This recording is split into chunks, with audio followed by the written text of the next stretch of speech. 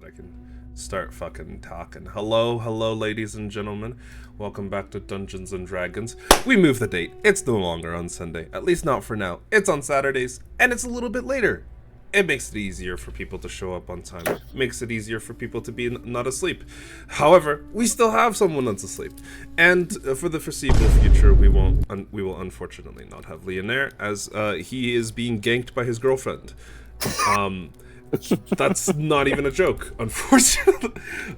She doesn't watch these, so, it's not my responsibility to speak about her in a nice manner. I don't know her. It doesn't matter. But for okay, I will miss him, as I always will. But last we had played, which was, a little bit ago. I think it was actually only 2 weeks. But, and then before that, a lot longer. But essentially what had happened is that you had been given a little bit of a mission to kind of guide you on your way. All of you had decided that you wanted to travel to Vinewater to investigate some of the various different items that the third writers group had found. They had said that there was some strange Sahuagin with strange powers within the actual city itself, and they were pressed to the point where they had to run or risk losing their lives. They had seen, some strange occurrences within the actual city itself, and because of those, they were like, there's potentially something that's going on there. So the party decided to follow in their routes and are now heading to Vinewater.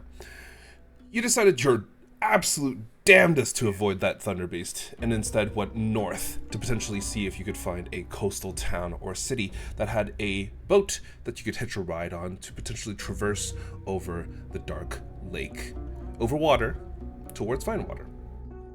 At this current moment, you guys had arrived at a small, unnamed settlement with a few things that you had spotted. One rather large warehouse where you had seen giant flocks of birds kind of circling and landing on top of the actual building itself. About maybe a dozen or so small shacks and buildings that were homes, and one larger manor of which you had decided to investigate first. Your party had wandered into the manor and had unfortunately seemingly disturbed some ghostly figures, of which, after having managed to dispose of them and sent them on their way to whatever other side there might be, you decided to explore the building a little bit to try and figure out if there was anything interesting, of which there was. Unfortunately, this was discovered after some people were blown through windows, walls, and doors because of either magical traps or mistakes made on their own part. But the building was cleared out, and you decided to try and avoid these strange birds within the city as much as possible, and you did spot a dock, of which there was several ships seemingly in operational mode. One rather large galleon that was unfortunately not in the best of shapes. Something is happening. My game is lagging. Give me 1 second. Is it a compatibility error? No, it's fine. Okay, everything's fine. We're good. Resuming summary. But yeah. All of you decided to kind of go investigate the docks. There were 4 ships there. One smaller ship that was just completely unusable. A larger galleon that was also completely unusable and had been sunk maybe about 60-70% of the way into the actual water itself. A smaller fishing vessel, of which you thought might be, operational, and a slightly larger ship, a sloop that was seemingly able to be used, of which you managed to board the sloop, looked around it, and decided, wow, it's actually not bad, especially after a little bit of cleanup by Moray and Hoge. But you now find yourselves upon the ship proper, and I believe, if I recall correctly, last week, Noah, you had sent your familiar? No, it wasn't Noah. It was Leonaire who had sent his familiar over to the shark house to try and bait it out. Or something. I can't remember what you guys were trying to do. Scout, just a scout. Just a scout, right. And what were you told last time? Do you remember? I think there was certain entrances that we found. Oh, if I yes. recall We were correctly. planning on burning the building down. We were talking about that. Yeah. Oh, yeah. Well, we wanted to burn it down. As of this current moment, you see Gray kind of just sits down upon the actual deck itself and begins to just meditate and ponder his own thoughts and his mortality, perhaps some other things, while Leonaire's brain kind of degrades a few levels, while Moray's regrades a little bit. Regrades? Oh. Goes back? Something. But yeah, all of you are on the ship. You found out a little bit about the actual warehouse itself. I believe there was one slightly caved-in portion of the roof. There was 2 large doors. What was the other one? There was one smaller door on the side. The majority of the building was made of wood. The roof was mainly thatch, though you could definitely tell that the majority of the building was quite damp in some sort of manner in one way or another. And it wasn't, it probably wouldn't be the easiest to completely burn down. Or if it did, it would create a very, very large... Actually, all of you give me an intelligence check. Mm-hmm. Intelligence. Just a normal one? Yep. Ba-ba-ba-ba-ba-ba. Is it My guy's not popping up. Okay. It's not Intelligence, rolling. you say? Wait, yeah, why isn't it rolling? Wait. It's like flashing. No. for Oh, me. there it is. I did it twice. 4 times, Oh. actually. Oh. 4 times, actually. Just take the first one, Jake. Yeah, Fuck. all good. I think there's some sort of issue going on. And I can't tell what it is. I'm also... nope, that's Noah's. Error, you are accessing the setting data, which is no longer used.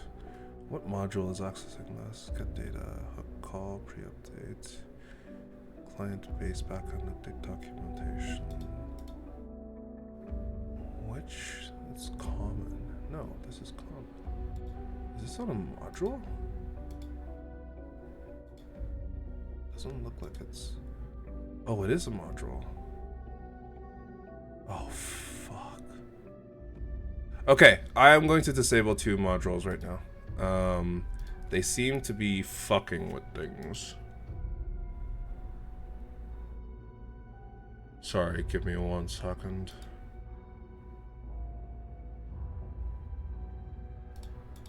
Okay, the game's gonna restart.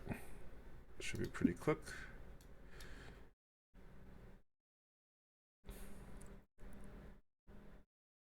Okay, things should, in theory, be fixed now.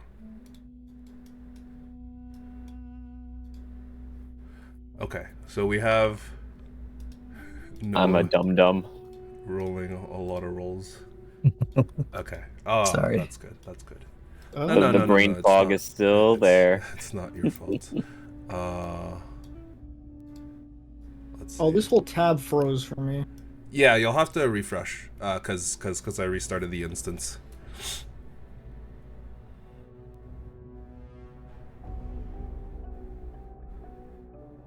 Can't choose myself. I'm wondering why it's so weird. Is it because this is now officially licensed? Is it because the Foundry D&D 5e is now officially licensed by fucking Dungeons and Dragons Wizards of the Coast? To the coast. They're coming in, sweeping in, and just fucking everything up. I actually think Foundry was so good. I actually think their character sheet's not bad, like the one that the official one. Foundry is so good, but the official support doesn't actually do anything because there's still going to be 2 separate instances of D&D 5th edition. There's the unofficial one, which is the one that we're currently running, and there's the official one, which I might try and switch over to if it's preferable. We'll take a look at the end of the session, and you guys can kind of decide which sheet you might like better. It shouldn't, fucking fingers crossed, it shouldn't break anything, but I guess we'll see. I'll, of course, make a backup just in case. But yes, so as all of you guys are kind of sitting there pondering... Oh, Hoach, did you want to roll as well? Oh, sorry, I couldn't. intelligence check. Oh, okay. Maybe you well, should. maybe you shouldn't. No, it's perfectly fine. So essentially, what happens is that Elena, as you're kind of thinking about it, you know that due to the innate properties of like the dampness within the wood, if you do burn down that entire warehouse, it's very highly possible, because the wood is probably flammable enough even with this dampness around it, but the issue would be how much smoke it's going to output. One, it's going to act as a massive beacon to anybody within, honestly, like a 30-40 mile radius. They're going to be able to see it. Like, it's going to be very easy to see. And two, you don't know what immediate effects that wood burning might have on the immediate area around you. So it could be dangerous once the fire is actually on the way.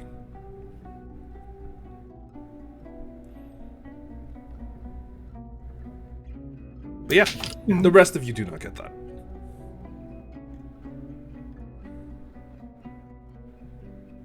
So, what would all of you like to do?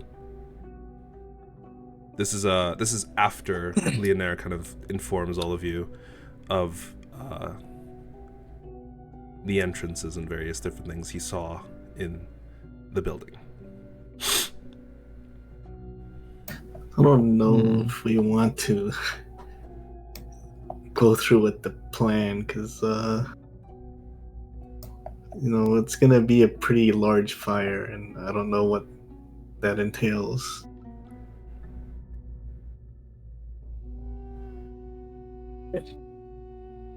Well, Do we want to keep it alive? yeah, do we? I mean, realistically, what will happen if we... What would happen if we just set sail? Yeah, what are a bunch of seagulls gonna do to us, right? I don't know. I feel like a lot of them could do Destroy something. destroy the sails, maybe? They like dive bomb through the sails? Yeah, I don't know. Oh, you know Are what? these pretty big seagulls? Hold on, Jake. Can I make a check to see the condition of the sails? Yes, you certainly can. Give me an investigation check. As for the Investigation. seagulls, Mora, you could give me a nature check. Oh. Ooh. Ooh. Honestly, the seagulls, They're great. they're like really high up in the air. It's hard to tell how large they really are. They could be the size of regular seagulls, or they could Are be they significant. casting a large shadow on the water or the boat? Looking down, given that the sun is barely out and it's a rather overcast sky currently, unfortunately, whatever shadow they are casting is rather blurry and you're unable to tell. As for your investigation of the sails, Noah, you look at the material of the sails. They look fine, you think? Because previously, I believe Hoj and Moray had replaced all the components that were unable to be used. You know that Moray had gone through some of the buildings to replace the sails specifically because they were fucked. Mm-hmm. But do you trust him? Probably. Guys, I don't know if the seagulls can do that much damage. Maybe we should just set sail then. Where are we going exactly? Vinewater. Ah, yes. That's I think it's just like across the strait of the narrow part. Let me pull up the map. Is that in World, Jake? No, it's Param. It's the very top.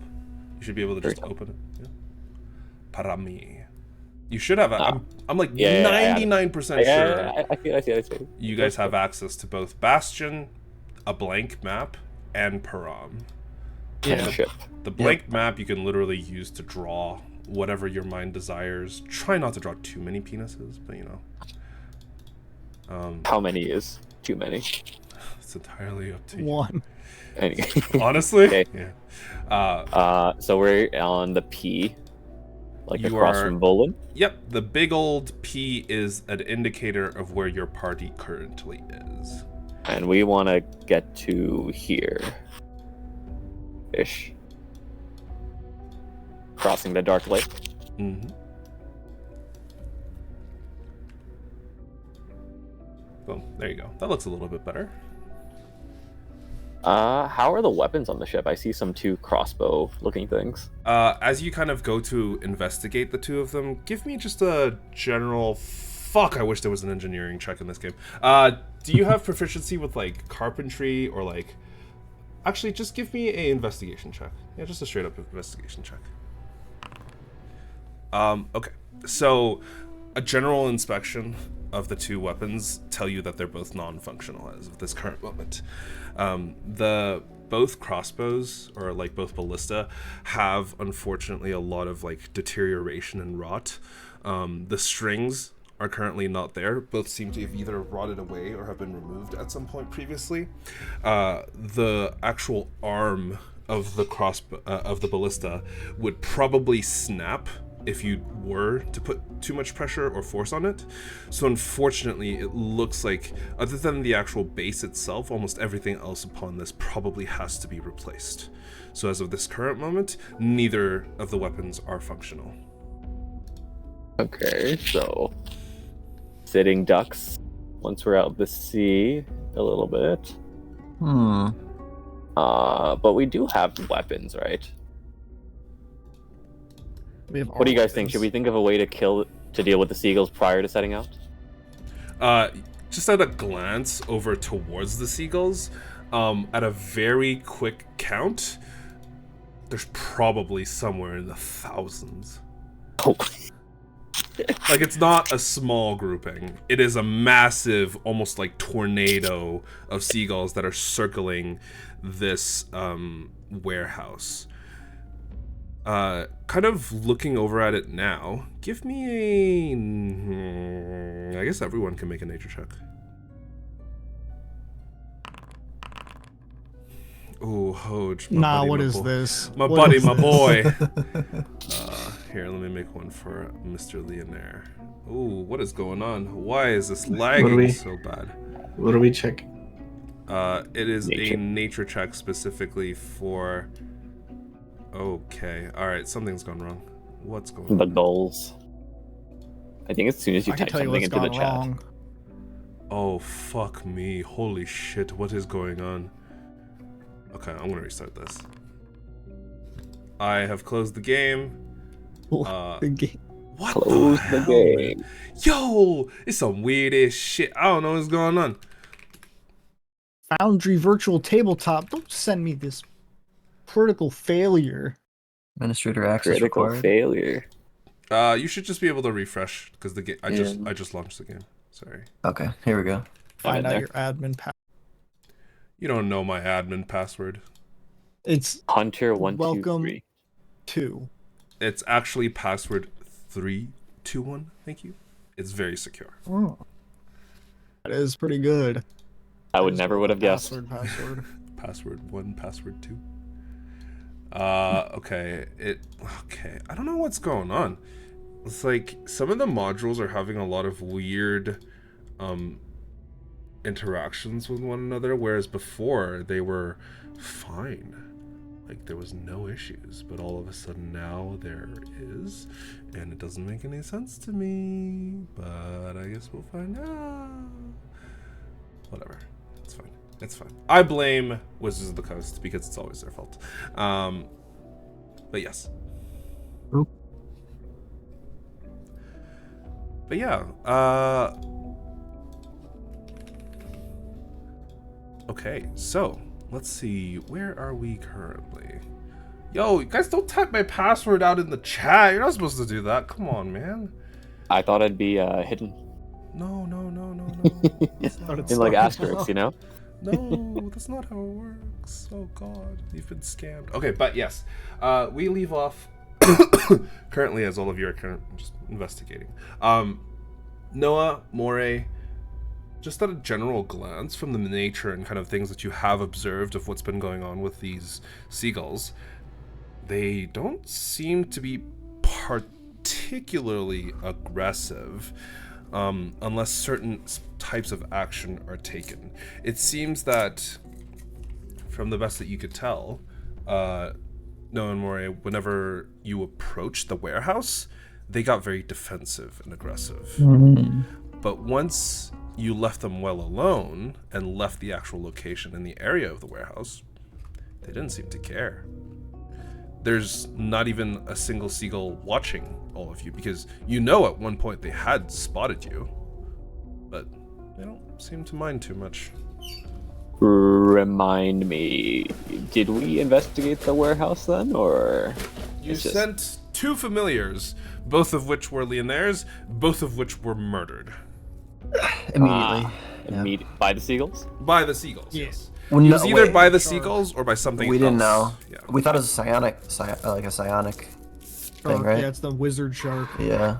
The wizard shark. Yeah, on Wait, the first instance, the shark had looked at Leonaire's familiar, and then instantly the familiar had died. Yep. On the second instance, I don't think it actually died, but it did try and approach, and at that point it was swarmed by seagulls. Alright. Knowing that, Moray would like to set sail and take his chances. Wait. So X, Yeah. that shark is pretty much in like a decrepit warehouse. It seems like it's not mobile. Kind of. Like that's what our ongoing hypothesis is. We're thinking of just burning and collapsing the warehouse on top of it. That is our was the working plan last time. Can we burn the warehouse without enraging the seagulls? That's what we're trying to stealthily do, but But we don't know if it's If we also burn it down, everything in like 40 kilometers can see the fire, and we don't know what'll happen after that. I'm kind of scared of upsetting the army of seagulls above us. Yeah, so you know that if you're going to be setting fire to the warehouse, that you will actually have to approach the warehouse, which is within the diameter of which the seagulls had previously gotten very defensive. Like that word, defensive. Though for all you know, they could just be pretending. The seagulls have the capacity to pretend. These I don't two. know. What is their charisma modifier? Their charisma modifier is massive. It's actually like a plus 16. For deception, it's actually like a plus 33. oh We're out Nice, here nice. playing Pathfinder numbers. No. You aren't sure. But actually, give me a nature check. See if you can... You're gonna determine the charisma of these seagulls? No. The intelligence, not the riz. Okay. Yeah, so Elena, you would know that they are most likely not any more intelligent than seagulls you had previously encountered. However, due to the influence of the First of Silver, there's a very high likelihood that they are probably not normal seagulls. That they've been changed in some sort of capacity, but what is that capacity? At this current moment, you are completely unable to tell. Is it really worth it to go after that shark and the seagulls? Don't have anything to gain, really. not necessarily. No. As long as it stays put, it's not really a danger to anyone else. Yeah. The real question is how much damage could the seagulls do if it decided to send it after us? It might not even send the seagulls after us, so yeah. We might be okay. I think there's it's a good chance that they won't chase us. I like those odds. Yeah. It's fair point. If Moray it concurs. yeah. There's a good chance it doesn't give a fuck. Is that what you guys are betting on? Yep.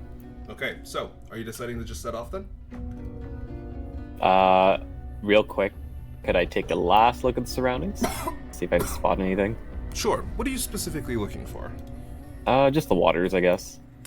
Oh, Maybe. the actual waters themselves. Yeah, sure. Yeah. Give me a perception check then. 12.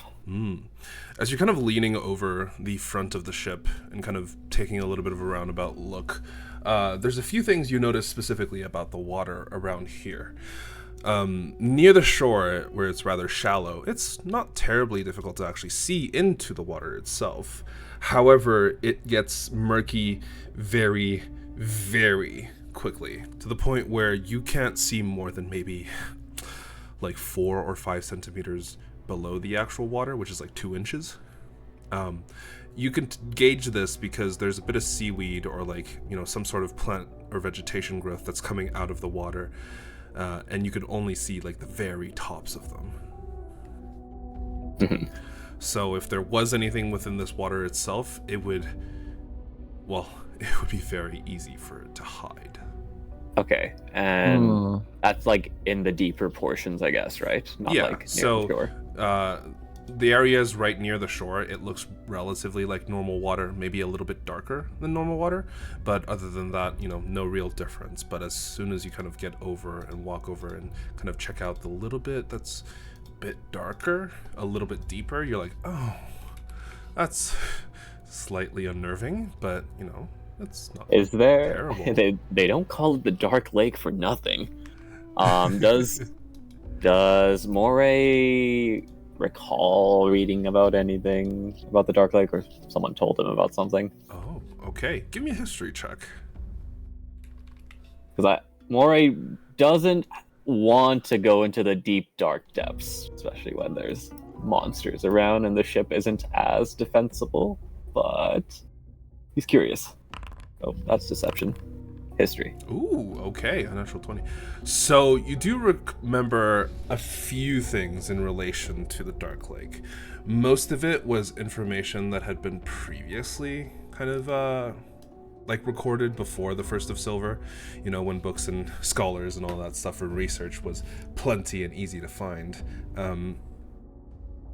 You do know that the actual lake itself, there seems to be some sort of special sediment that is deposited at the bottom of the lake that kind of moves along and causes the entire area to be so dark.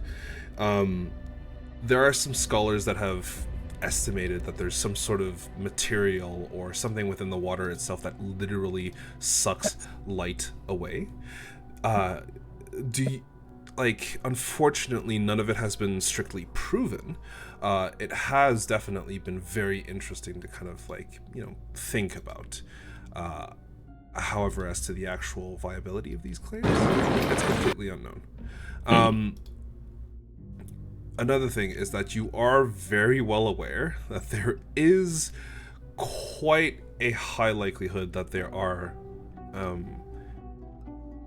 blind sight creatures that reside within these areas, because it's just a good hunting ground for them. It makes sense for them because, one, a lot of the creatures within the Dark Lake they can't see naturally, right? And such they develop different senses.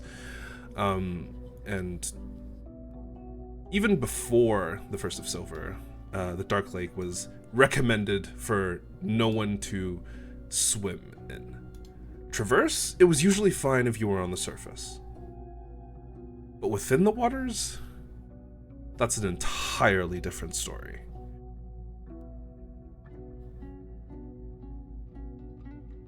So ultimately, the choice is up to you. All right, Moray just relays some of that information to the group, and what do you guys think? I say we kind of hug the shorelines on our way to Winewater. I don't know what's in the Dark Lake, but I don't think it's something we want to deal with. Is it possible for us to hug the shoreline all the way? Because what if there's a lot of rocks and stuff? As close as we can, I guess. I'll say with your natural 20 of history that recalling information regarding this is that the majority of the shores of the lake is sandy in nature and not necessarily rocky, so it's actually not terribly dangerous to ground your ship. However, it would be a pain to try and get your ship back into the deeper waters if you were to ground your ship. Okay, so enough distance from the shore, but trying to avoid the center of the lake is my thinking. Well, I'll trust in the judgment of our resident seafarer. How are we gonna? There's no crossover from the lake to Vinewater. We're gonna have to cross the land. Yes, you So are we're gonna have fully to put our boat somewhere. you are fully aware that the waters of like the Xenabar and Dark Lakes are completely separated from the actual oceans itself. There was previously quite a large amount of relatively large cities that had kind of been founded around either the Lake of Sins or the Xenabar Lakes because it was such a large reservoir of fresh water. But yeah, because of that, there's no real interaction with the Kunar Sea. Though, technically, the strait isn't large enough that you couldn't dig out a channel. For your ship, it might take weeks, it might take months. But it could be done.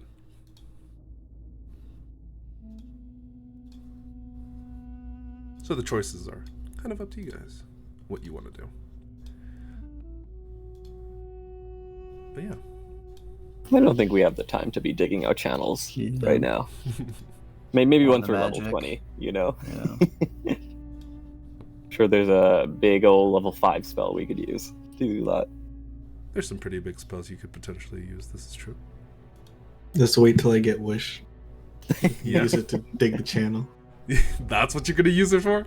I wish for a Suez Canal. Oh my god. Why Suez? You know, you could have... Or the Panama Canal. Actually, no, Panama's... Well, there's no elevation difference between the Dark Lake and the Kunar Sea. Whereas the Panama Canal requires some elevation changes. So I think Suez would probably be more appropriate. There you go. Yeah. But yeah, as of this current moment, you guys are on a ship discussing the Suez Canal. No. But yeah.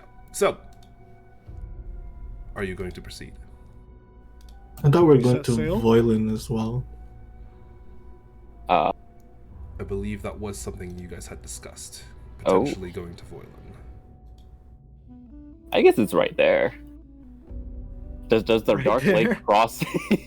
Like, does the Dark Lake cross over between Voilin and where we are? Yeah. Or is that the yeah. Xenabar Lake? No, Yeah, no. It would be like the bordering. So the actual area that kind of borders between the Xenabar Lake and the Dark Lake is just like this entire... Oh, sorry, I don't have the drawing tool out. Is like this entire strait area. So like the waters blend between the two. So you could very easily be either in the Xenabar Lake, which is a little bit clearer, the water is a little bit easier to see through, versus in the Dark Lake, which is a little bit darker and, well, you know, as it is. And what is Voilin? Let me see if you have any writings on that. You guys don't have any entry for any other city. You've been given like minor bits of information, but Nothing honestly, concrete. Pretty yeah. unknown. The only thing that you know is that Voilin is a relatively decently sized city. Greenspire, Voilin were pretty large cities. And Back in the day. yeah, exactly. So anything that's actually marked on the map is essentially a very, very large city. Because if it wasn't, it wouldn't be large enough to make note of. All of the smaller cities, though, they exist. There's quite a few. Everything that's marked on the map had at least a minimum of 100,000 people.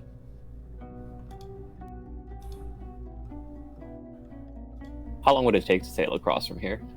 Not too long, right? Because of the actual grid system, if you're measuring from where you currently are to Voilin, by land, it would take you 2 days to walk across that area. However, on a ship, you get to control that speed a little bit finer.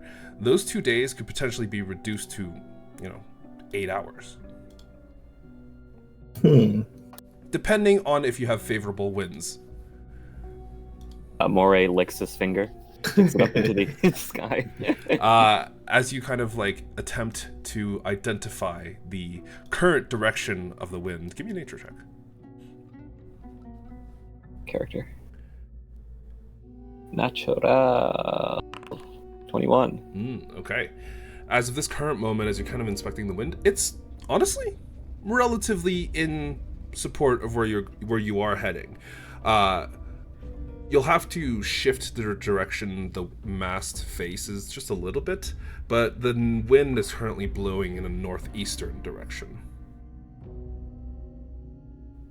Or east-northeast direction. Okay. Yeah. So we can either kind of So it's take like it to Voilin or kind of like this. Yeah, so we can kind of do either or, looks like. Mhm. Voilin or wine water. It seems to be favorable. Yeah. At least for now.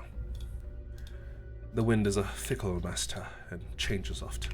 Oh, Morenos. She's a fickle bitch. So how do we actually sail this thing? Well, is there an anchor? There is. As you glance over to the front of the ship, you do see that there is a large cog wheel that requires at least 2 people to turn to raise said anchor. Hogue, if you would. Hogue, if you would. And just, I'm gonna motion. I mean, I'll try. I'll be helping as well. What's Leonaire's strength? Leonaire has 18 strength. He's gonna come and assist. What is this? Just a strength roll? It is an athletics roll.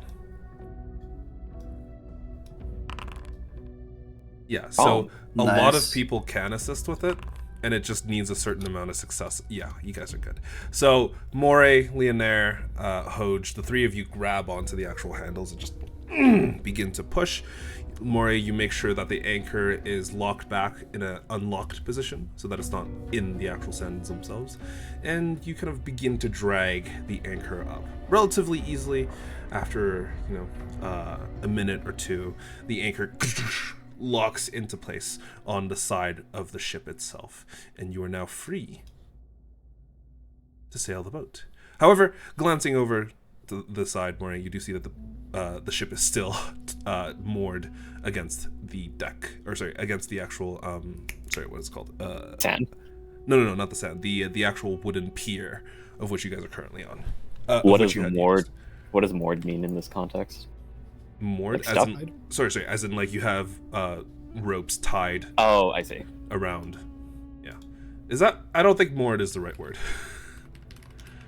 Docked? Quick- I don't know. Quick. No, it is the right word. Moored is Yeah. make fast a boat by attaching it by cable or rope to the shore or to an anchor. Yeah, so I was right. Okay, I don't think the order matters, but I guess we'll start undoing those ropes. Yeah, for sure. Anchor comes up, the ropes are kind of undone, and the ship begins to float off a little bit. It drifts off ever so slightly, and you can see that because you are in a little bit of deeper waters, that it's, it's not terribly, and, it's nice. But there is a slight current to the actual lakes themselves, of which it seems to be pushing you into the Dark Lake, or at least deeper into the Dark Lake.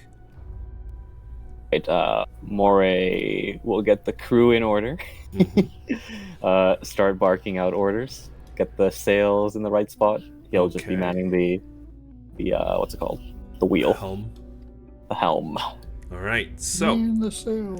I Man am the sails. going to ask you for a specific check. Do you have proficiency in water vehicles? You would think. Yeah, I would think. And I'm currently looking at your sheet. This man doesn't have proficiency in water vehicles. You're a fraud. He's a fucking fraud. What the hell?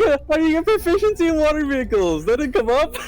Oh You get my that? god. Bro doesn't have, Bro doesn't have proficiency in water vehicles? Okay. I will tell you right now that you can remove one of your normal proficiencies, like one of your check marks, for proficiency in water vehicles.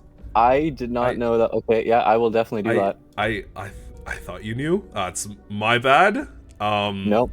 I will remove. Intimidation. Actually, wait. Let me just check my weakness real quick, because that's something. That's to be aware of. important. Yes. I mean, yeah. Okay, I'll figure out the proficiency thing. I'll Sure. uncheck something. I gave you just water. assume that. I gave you water vehicle proficiency, so it requires intelligence. Oh, that was my roll, not your roll. So you can make a roll now. It is based off of your intelligence. Okay. 15. That's not bad.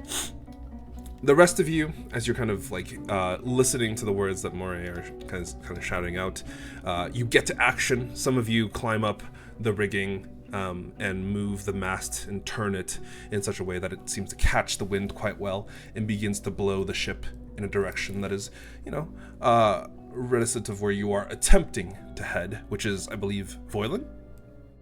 Yes, Voilin. But yeah, as you guys are kind of attempting to head towards Voilin, you bring the ship in, kind of move all the various different things in. The anchors are up. All the ropes are tied once again. You tie up the mast itself in a direction so that it's easier to navigate towards Voilin. And you are now aboard a ship.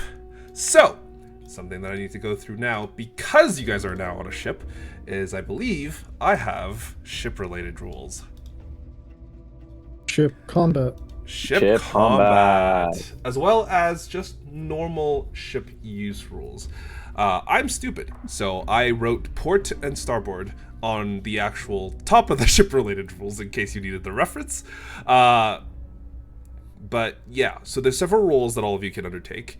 There's the captain, there's the quartermaster, there's the navigator, the master gunner, a cook, carpenter, and a doctor. Essentially, some of the things that you are able to do in certain roles is to improve the efficiency of your crew, improve the speed of your boat, as well as a variety of other things, such as attempting to cause your entire ship to be running quietly, or to draw maps, or to raise morale, to pilot the actual ship itself, to navigate. Some of the other things that could be done would be like to repair, to assist, to raise morale, to watch, to take watch, to fish, forage, attempt to do other things. Essentially, all of these things are a little bit that you can read through, just to try and get a little bit more familiar with the, intricacies. This is of the where, sea. Jake? Is that? Here. Sorry, let me show you that here. Scroll all the way down to the ship-related rules. Ship-related rules. Yes, sir. Sorry, yeah. It's a part of my big old rules book that I've got. Yeah, I see. Yeah. But yeah, so a ship typically has a crew. As of this current moment, you are all of the crew, so you are actually not beholden to the rules of crew morale and things like that. I have a specific ship token, of which you guys might get to experience depending on if you actually use ship combat or not, which you might.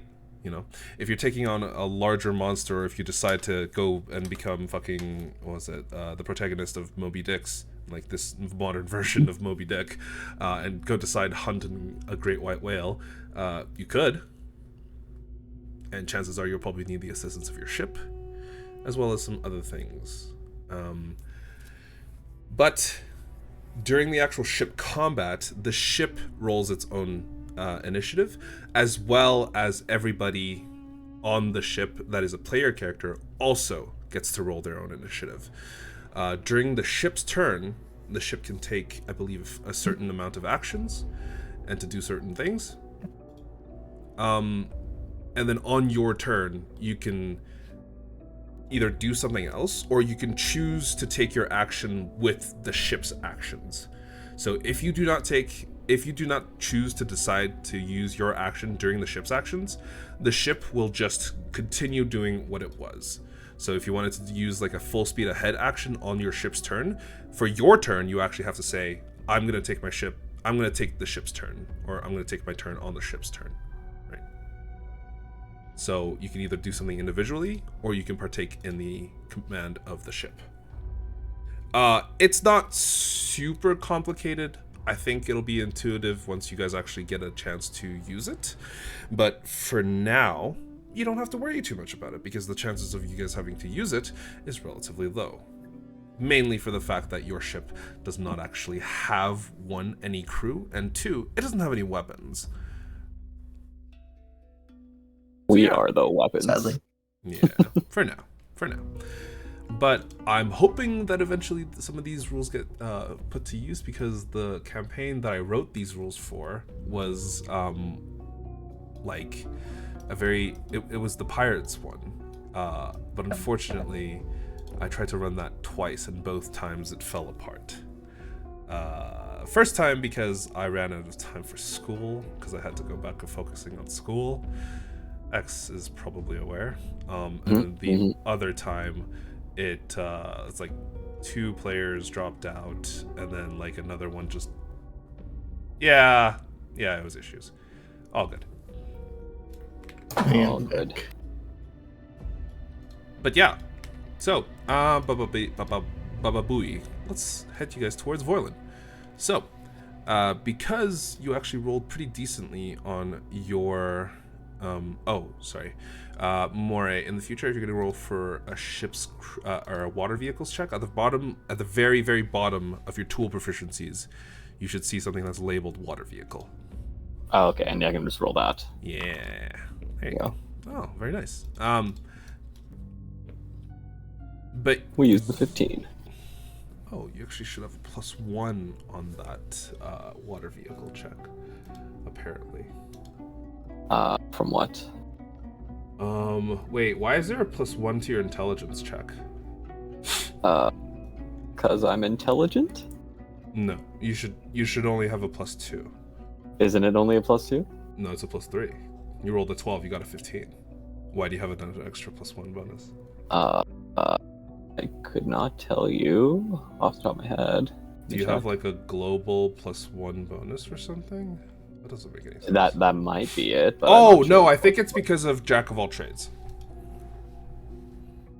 Yeah. The bard thing, where any roll you check, even if you're not proficient in it, it adds half your proficiency. Okay, mystery solved. It should have been a 16, not a 15. Okay.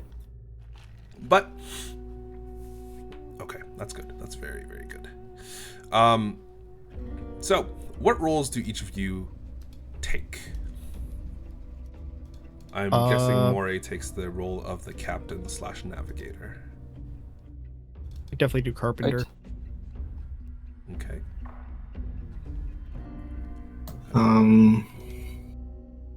You don't have to pick a very strict role if you don't want to. You could just be like, okay, I'm gonna assist the ship in getting it where it needs to go, which is perfectly fine as well. I guess I'm gonna help with the ropes and stuff. Ooh, the rigging. Okay. Noah? Noah? Oh, I was muted. I'll fall back to doctor whenever that's needed, but I'll also help with like the grunt work, like the mess and stuff like that. Yeah, Leonare and Gray, they're just kind of listening to the instructions and following along. As They can dictates. they can scrub the poop deck. Yes, exactly. Okay, I'm gonna remove these ambiances. I'm gonna add these ambiances because.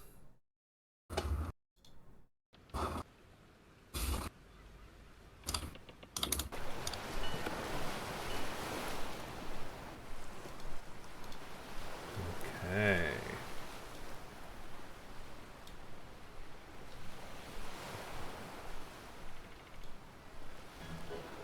That's not the right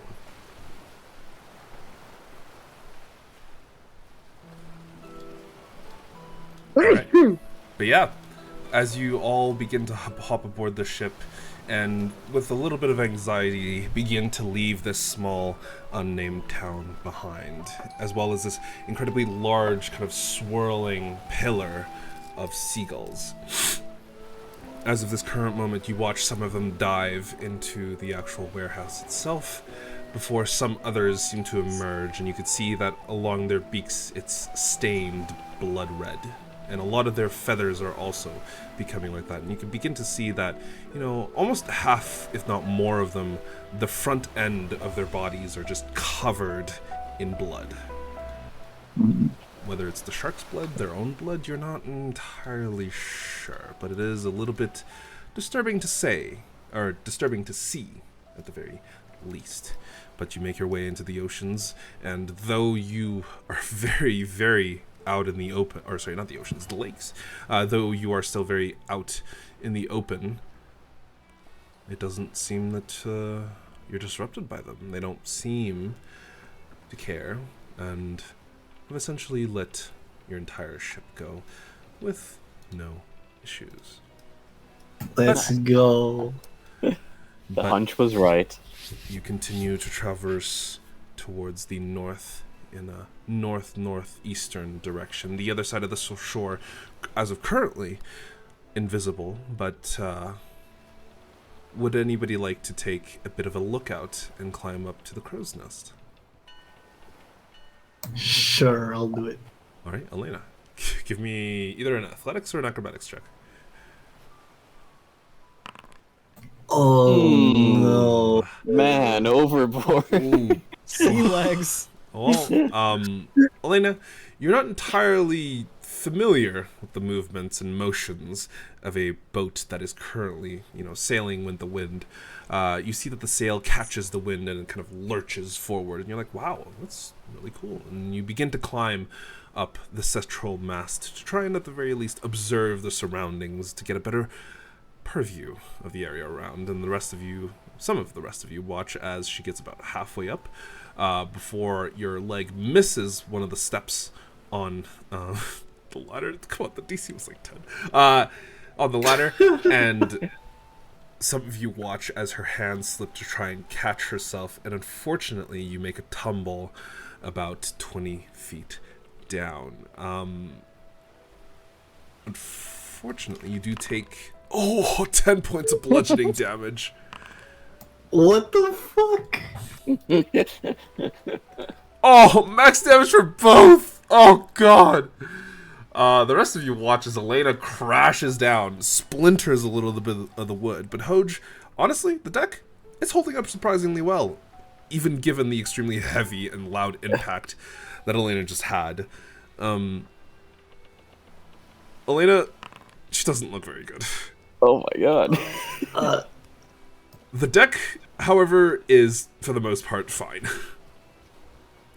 I could use a hand here.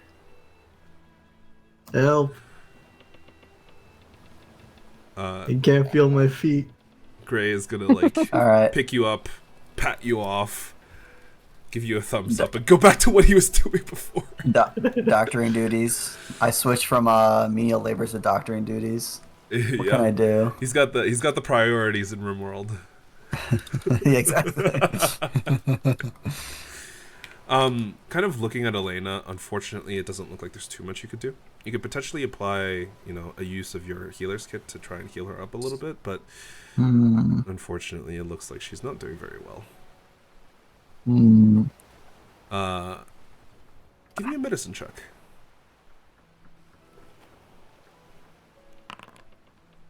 Oh, Oh, This is a God, sea-based what is going injury. on? Yo, it's like the instant you guys got on the ocean. Or sorry, not the ocean, the lakes. Like, everything is was with cursed. it. Shit. cursed. You guys have max rolled damage that taken by the party and min rolled everything else so far. Oh lord. Moray, what have you done? No, I'm kidding. But yeah, I can't sail with these cats. holy.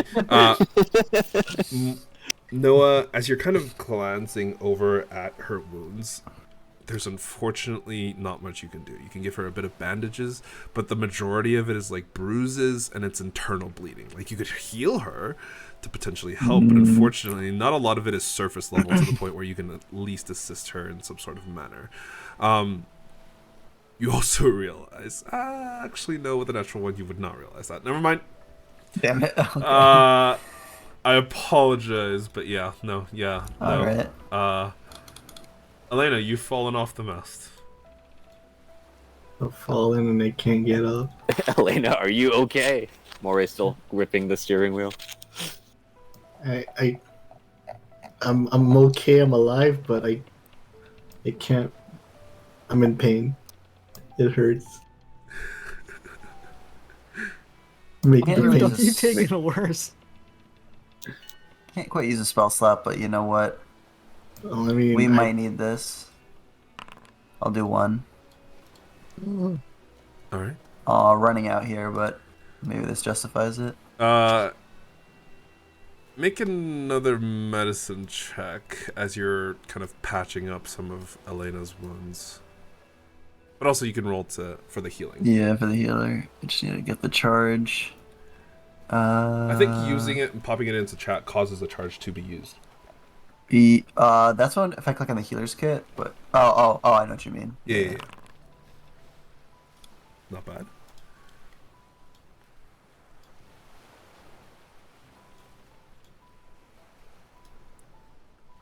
That should be 9 because it's also equivalent to your hit dice. Oh, 9. Yeah.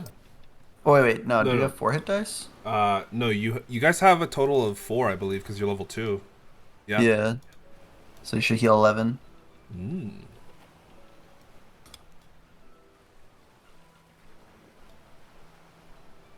Thank you. I feel a lot better. I'm no longer in as much pain. Be more careful next time. Yeah, I think I'm just gonna lie down for a bit over there. Yeah, I diagnose you with cot. Go sleep. Fair. And then Oh, yeah. Lena will go below decks. Mm-hmm. Okay, but yeah, you kind of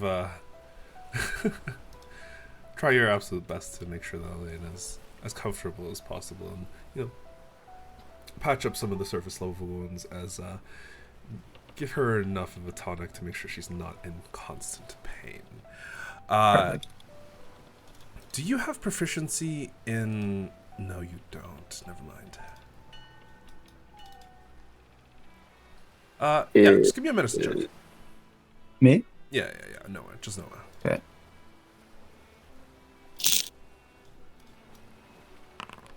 There you go. You would know that potentially you could brew or create bits of like healing things, such as tonics or bandages and smaller healing items, potentially, if you were to become proficient with herbalist's tools. What are you doing, X? What am I doing? You're putting marks all over the map. You're pinging it. Oh, did not know that. Okay. Carry on. Sorry, I can change it so that the ping timer is a little longer. So instead of holding it for like no time. But yeah. So Okay.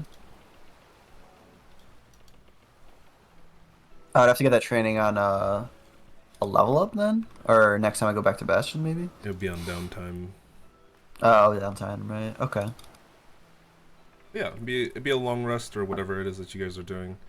But it wouldn't take too long because the proficiency required to use a tool isn't too large, but the proficiency to actually kind of like get everything to a good state is it's different. Yeah. So like you can get proficiency in the tool, and then you can get like expertise in the tool. Right. And of course, if you're going to be making like potions and tonics and things like that, it'll take more time. And probably require some ingredients as well. But also, that would mean I get to throw out my fucking alchemy thing I use, which I would love for someone to use because no one has before. No, sorry, but yeah, I'll get to it.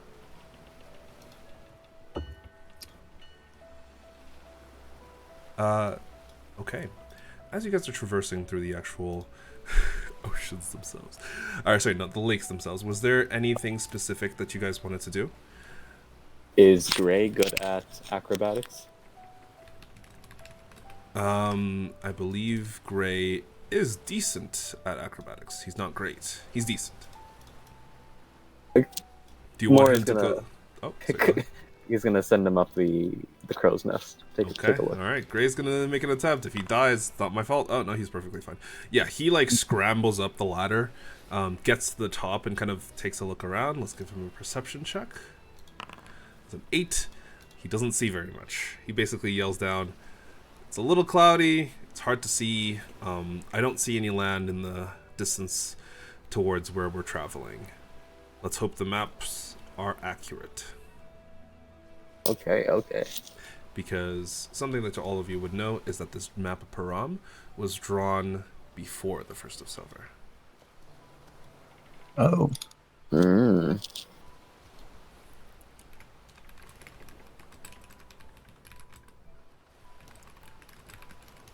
All right, steady as she goes for Moray. All right. As you guys are kind of traversing, the various different ship roles are being taken, and Moray. Actually, everybody on the ship's top, give me a perception check. So everyone except for Elena. Bruh.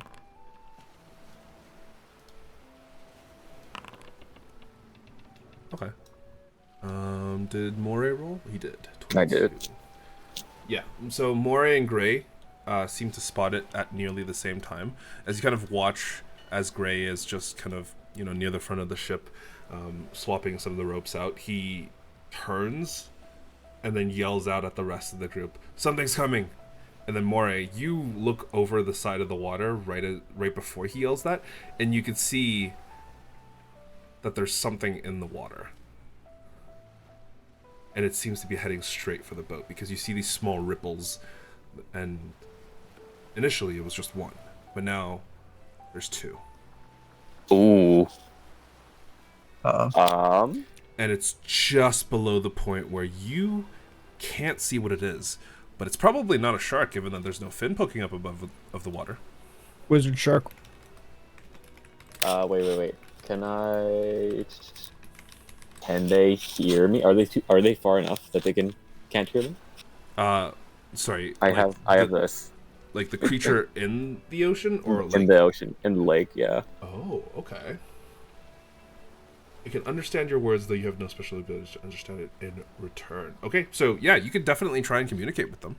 What are you saying? Halt! Who goes there? Surprise him. Okay, give me an animal authority. handling check. 8. Okay, I'm gonna roll something against that. Give me one moment. This should be private. Okay. Yeah. As you kind of yell that out, there's a very brief but noticeable pause before the two waves continue forward. And this time, it seems that because something has been spotted, you look over the side of the ship and you see two things approaching. As something like what appears to be like a trident begins to emerge out of the water from both sides, as you see 3 prongs of this large spear-like thing emerge out of the water, and that's the first thing that you see before you see like the top half of what appears to be a fish head also come forth from beneath the water. Give me 1 second. I'm just gonna move these creatures into position. They're friendly, right? Oh yeah, definitely. Gray kind of comes to the edge of the ship and yells, "Brace for impact!" Moray Stab grabs our ship grabs with a something. trident. You don't know. But they seem to be traveling very fast. Much faster than you're pretty sure they would be able to go. Yeah. Brace for impact. The captain orders. Does Elena hear this, or is she still happily napping? Elena, give me a perception check. You have a -5 to it because you're asleep. What is that? 23? 18? Yeah, you definitely hear it. You hear something coming from up above and you're like, huh, someone said brace for impact. Oh no. But also, you're down here. I don't know where down there you are, but you're down there. I would assume the bed area. Place Leonard here. There's cots over here. So if you look, Oh, yeah. those are fine. like hammocks. There is like a singular bed over here if you wanted to rest in that. No, that's for the captain.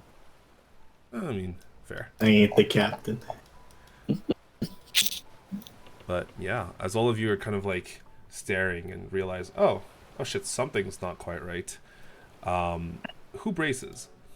I brace. I brace. Brace. I guess I would too, since I heard that. Okay, Leonare and Gray also brace. So all of you have advantage. I need all of you to give me a strength saving throw. Ooh, Hoj, let's go. Oh, didn't work. Oh, I have advantage. All of you have advantage, yeah. If you want to just press the plus. Ooh, the captain did not. Ooh, the Strength captain save very well. did not save very well. But it looks like everybody else did. I'm going to have to make one for Gray. Strength save. Oh, that shouldn't be private. Should be, there you go. Okay. And one for Leonare. Okay, so it's just the captain All who right. fails. Okay, it was. Alright. All right, well, Mori, as you grab onto the railing, unfortunately, your grip is not as strong as you had thought before something or two somethings slam into the side of the ship, and you're like, oh shit. As you kind of like begin to just fall and get thrown off the side as you get thrown 20 feet back. Ooh.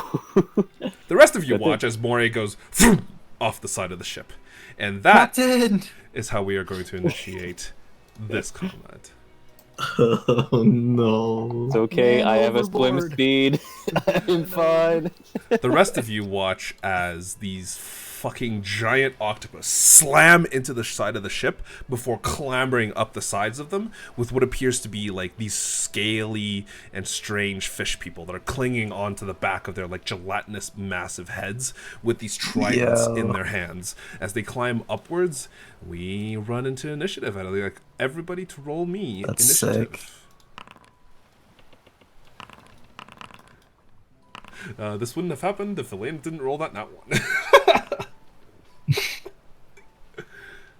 Wait. The sound she make it hitting the ship? Yeah. Called them over? Yeah. What? Oh my god. What the Lenny, you're kind of heavy, man.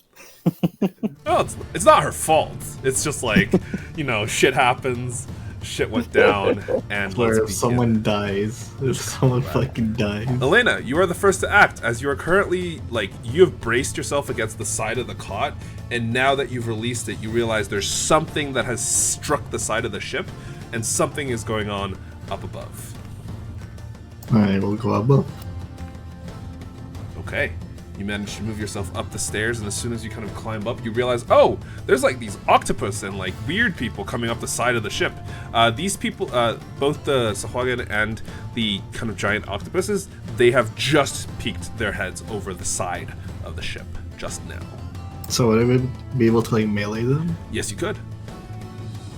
Okay. Oops, I can't move this. Are you using the measuring tool, or are you using the... Oh, does the stairs count as a wall or something? Yes, the side of the stairs counts as a wall. How much movement do they have? I think you only move 10 feet, if I remember correctly.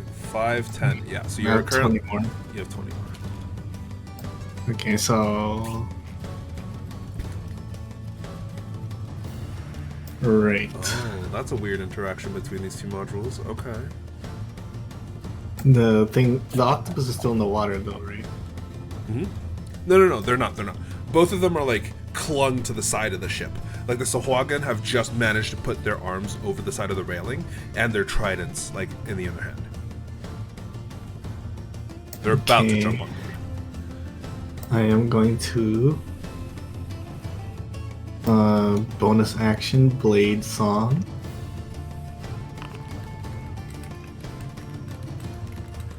And I will be hitting the Sahuagin Make sure you target with them.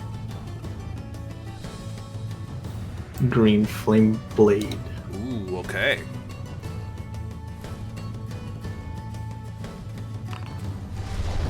A 14. Let me check if that hits. A 14 does hit. It's for...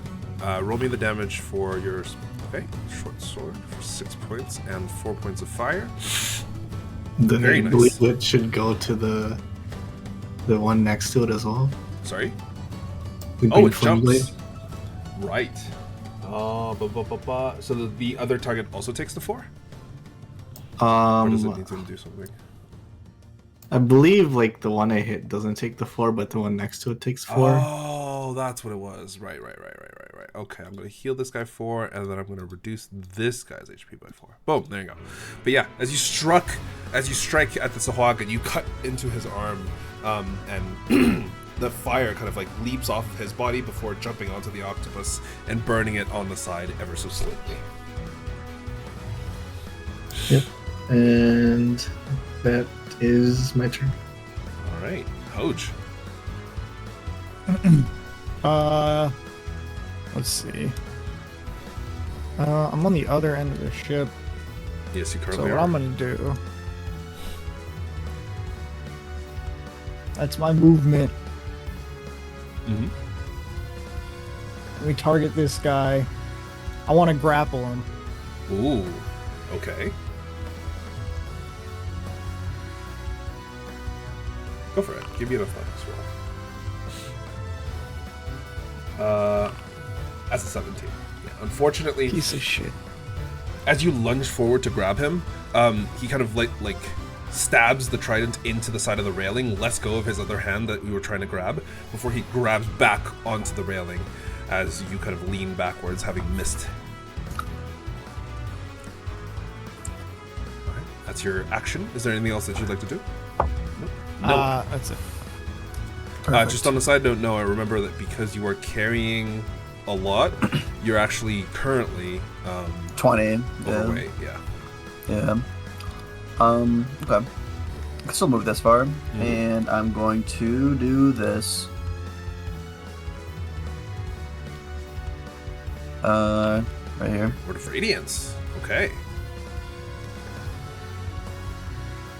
Within range must succeed on the Constitution saving throw, or take 1d6. All right. Boom. Con save 12. Fail. Boom. Perfect. Con save fail. All right. Wait. Sorry. Success. That was, yeah. So he takes 5 points of radiant damage, but the octopus does not take any. Yeah. Okay. What does your Word of Radiance look like? It's gonna be like a holy sun.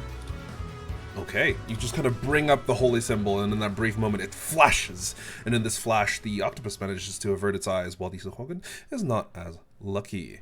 All right. As you kind of swing out, it becomes the giant octopus's turn. It is going to swing at you, Noah. 17. I believe that misses. Yep, barely missed. Yeah, the actual tentacle kind of swings over towards you, and unfortunately, in that brief moment for it, you just manage to duck underneath it as it's. Whoa. Yeah. But that is the end of its turn, and it's actually going to flop itself on top of the deck. Hoj, it actually leaves your melee range if you'd like to make an attack of opportunity against it. I would very much. The octopus or the Sahuagin? Which one? It's the octopus. Okay. That target. Yeah. Yeah! The 12 actually does hit for 6 points of piercing and 2 points of fire. Very nice. But yeah, as you stab into its soft flesh, you can see the fire burn, and for some reason, it smells pretty good. I'm back. Welcome back.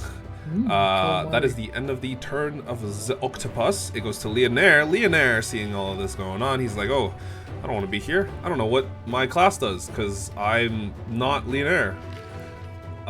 He is going to take a, oh fuck, what does he even have? He has hand axes? He's going to take a hand axe and try and chop one of the legs of the octopus off. Boom. 18. Oh shit, 10 points of slashing damage. Oh my god, okay. Okay. And I believe he has features that he can use. What features does he have? He's going to use 1 stack of favorite foe for fun.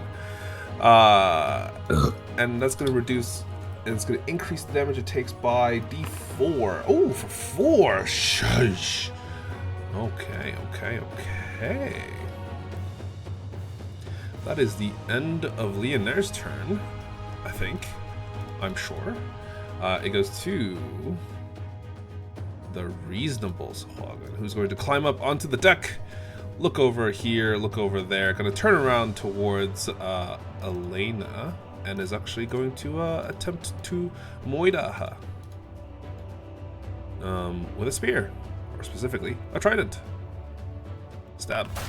That's a 6. I believe that misses.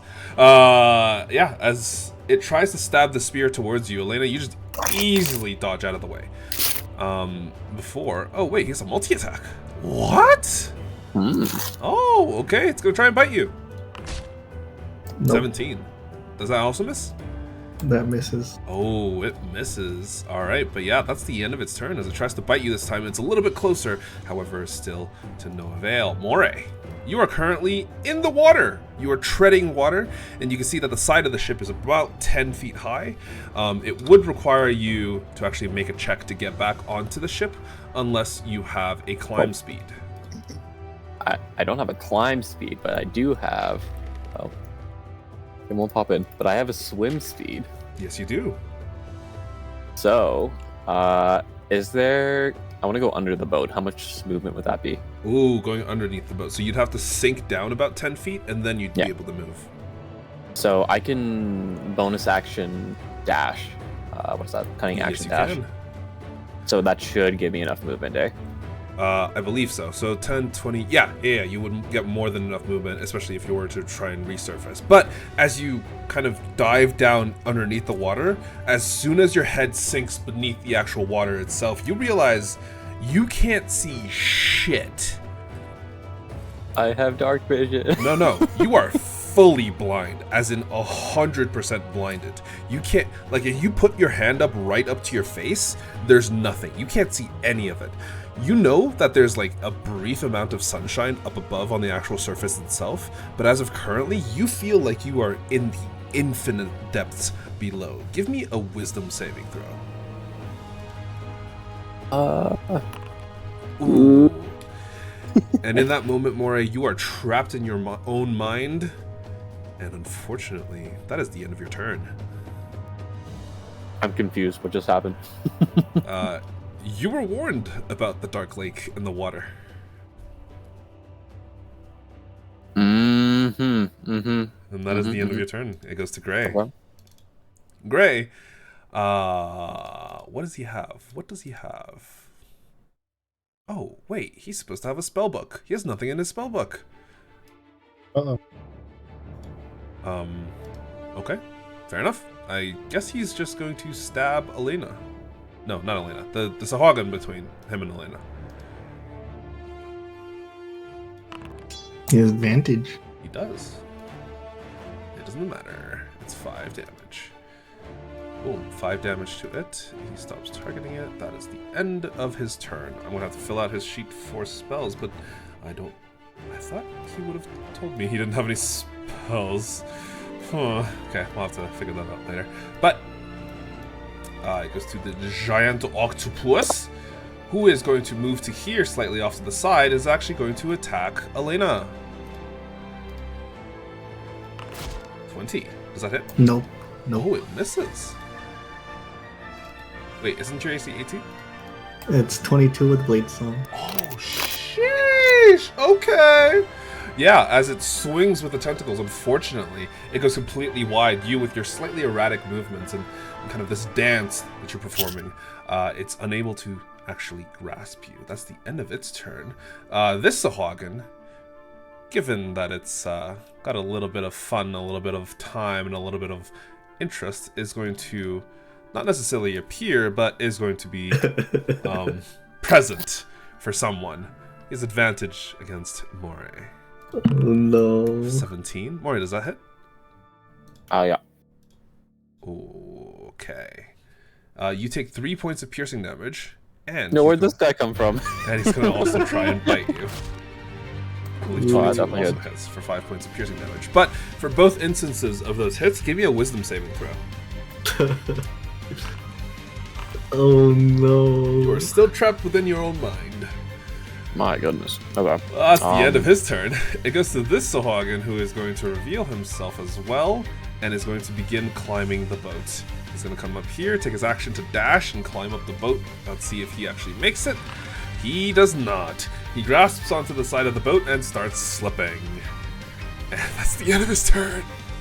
It goes to this Hagen, who is going to... let's see. He's gonna do to Hoj what Hoj attempted to do to him. He's gonna try and grab Hoj. Okay. Five. Yeah, no. Unfortunately, unfortunately for him, Hoj, as soon as it tries to grab you, you're like, no. It just misses. Before it's gonna try again. It does have 2 attacks. Fucking. Okay, now I can't roll apparently. Yeah, no. Very, very easily you manage to dodge out of the way of both attempts at trying to grapple you, and you just look at him like, God damn, he's pathetic. But that's the end of his turn. It goes to Elena. I'm gonna hit the thing in front of me with the green flame blade again. Go for it. The one between you and Gray? Yep. Mm-hmm. Okay, yeah, that definitely hits. The 4 bounces to the octopus, and the actual target itself takes 7. Nice, not bad. And then I have the bonus action, which I will use for my offhand. Go for it. For 19, that also hits for 11 points. Yeah, this guy's not looking good as you just swing. Wait, sorry, do you have the thing that gives you... Yes. Okay, the dual wielding one? Yeah.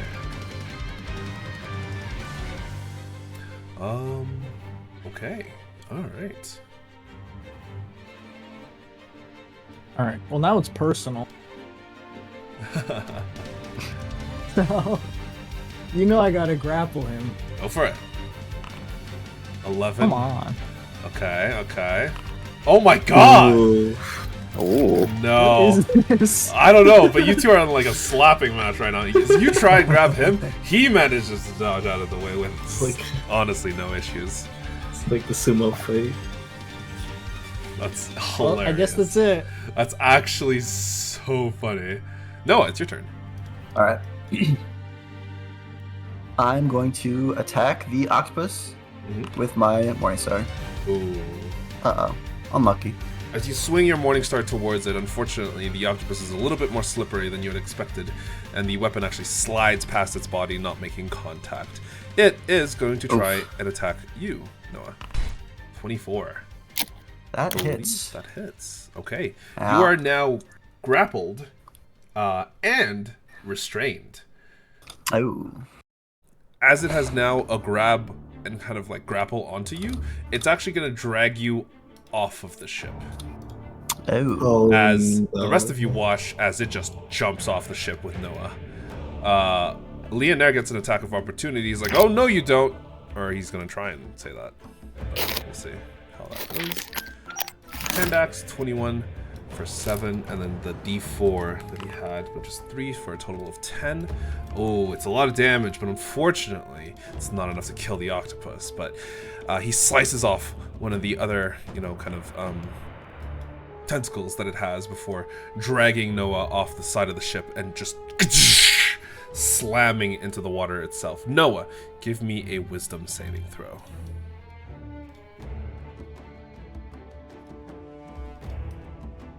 Wasn't saving throw. Hold on.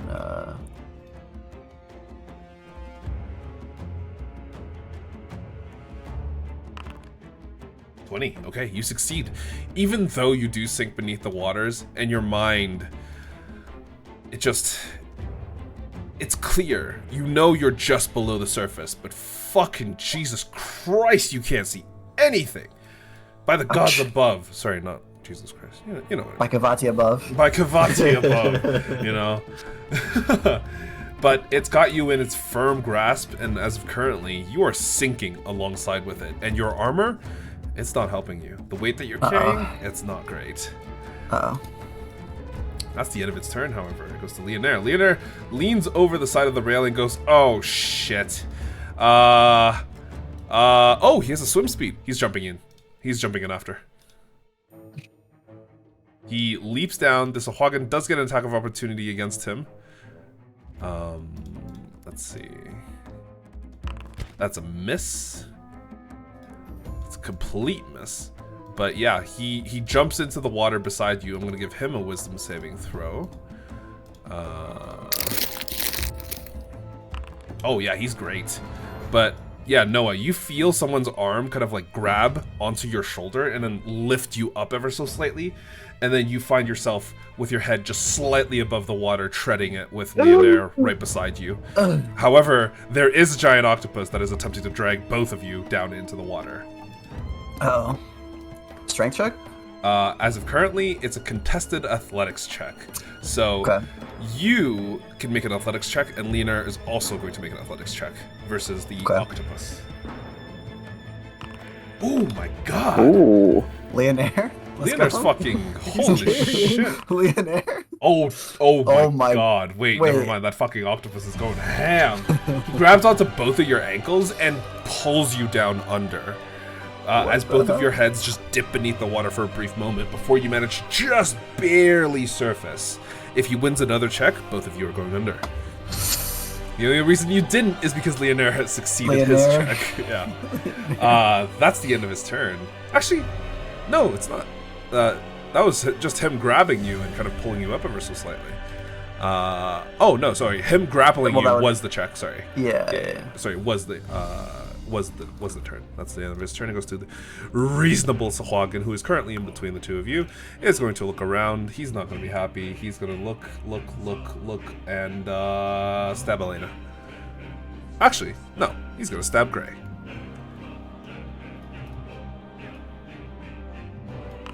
Oh my god, bro. What is it with these... Okay, it just misses. Bite. 20. That hits. 5 points of piercing damage. That's the end of his turn. Moray, give me a wisdom saving throw at the beginning of your turn. Please. Okay, you are good. As you snap your mind back into itself, you realize, okay, I'm probably like maybe at most a foot underneath this water.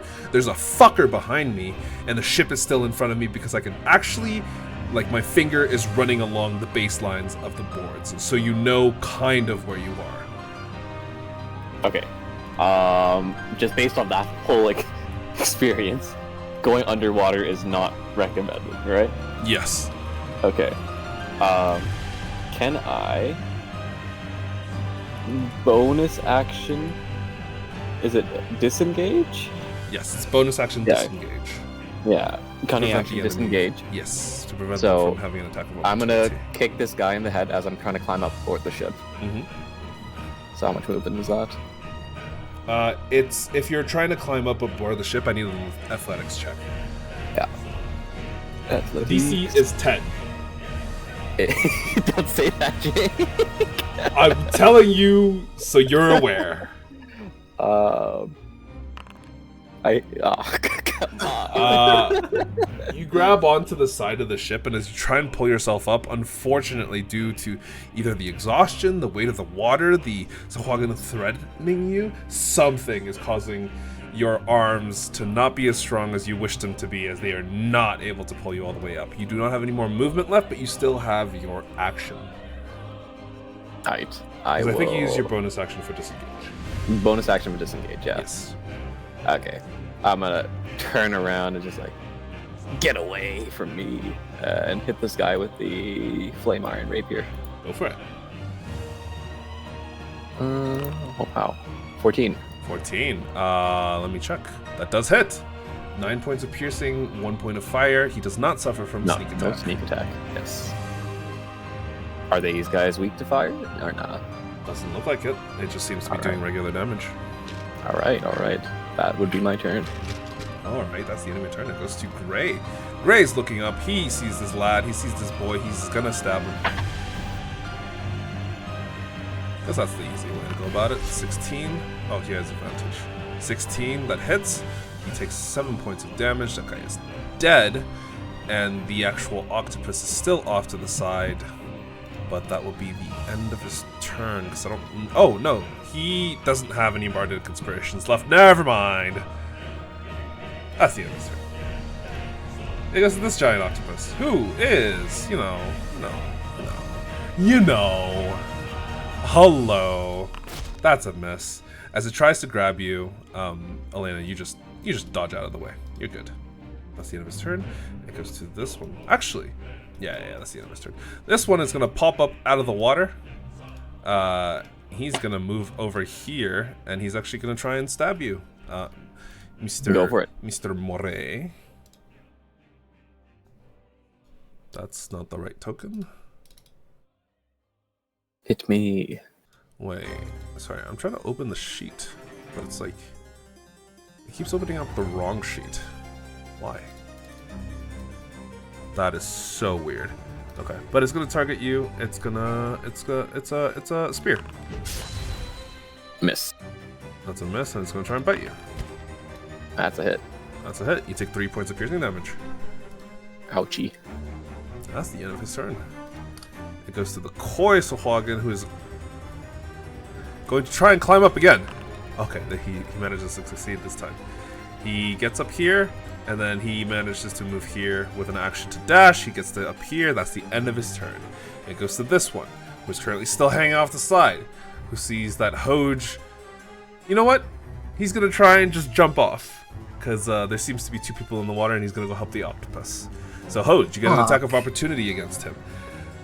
Just also on a side note, you can attempt to grab someone with an attack of opportunity. Oh, well, now that you say that, I can't help myself. God damn it! Wait. Oh! Yes. There you go. Yeah, as he like disconnects himself from the railing, you just grab him by the back of like this really tattered and like weird looking armor that seems to be made of like underwater weeds. You pull him up by this collar and you just drag him against the side of the railing. However, that is his movement. He is just going to turn around and stab you, or attempt to stab you. Let's see. Oh my god!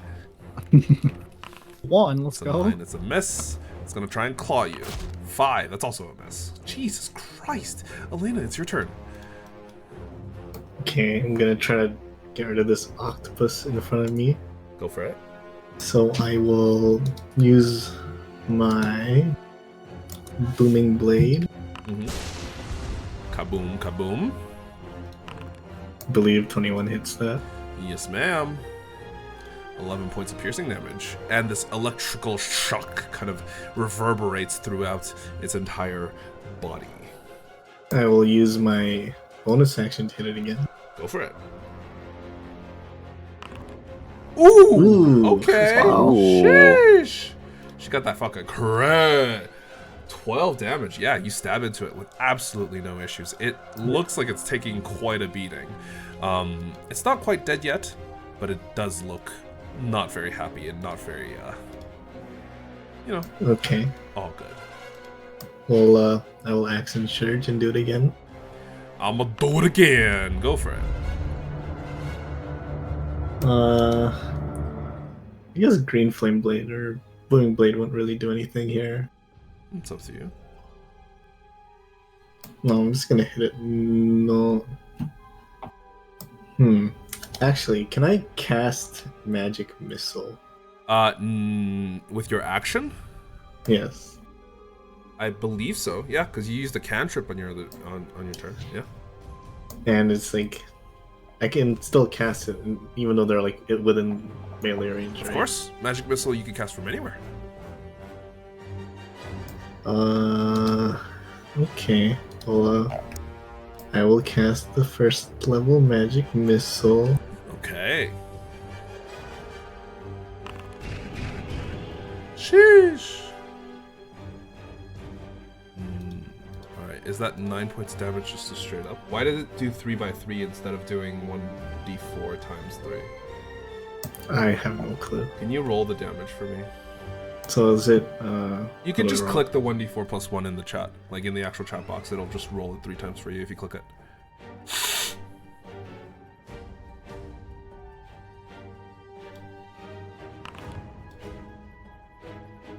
Two more.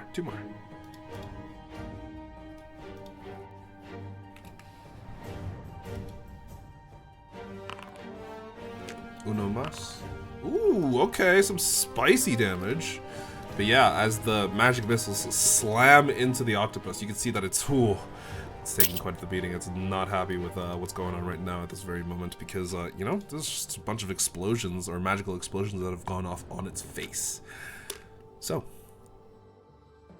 That's all my actions, boss actions. Mr. Hoge, what are you up to? Well, now he's got this guy in his hands. Mm-hmm. You've messed up, brother. I'm gonna start dragging him into the center of the ship. Okay. Yeah, Here. he just comes with you. And then, You I'm have gonna half stab movement him. when you have someone grabbed, but yeah, that's not an issue for you. I'm going. Rapier stab him. I have advantage with grappler. Ooh, 13 does hit. It's sneak attack. 8 piercing, you get the sneak attack because you have advantage. Oh, 3. Sheesh! Okay.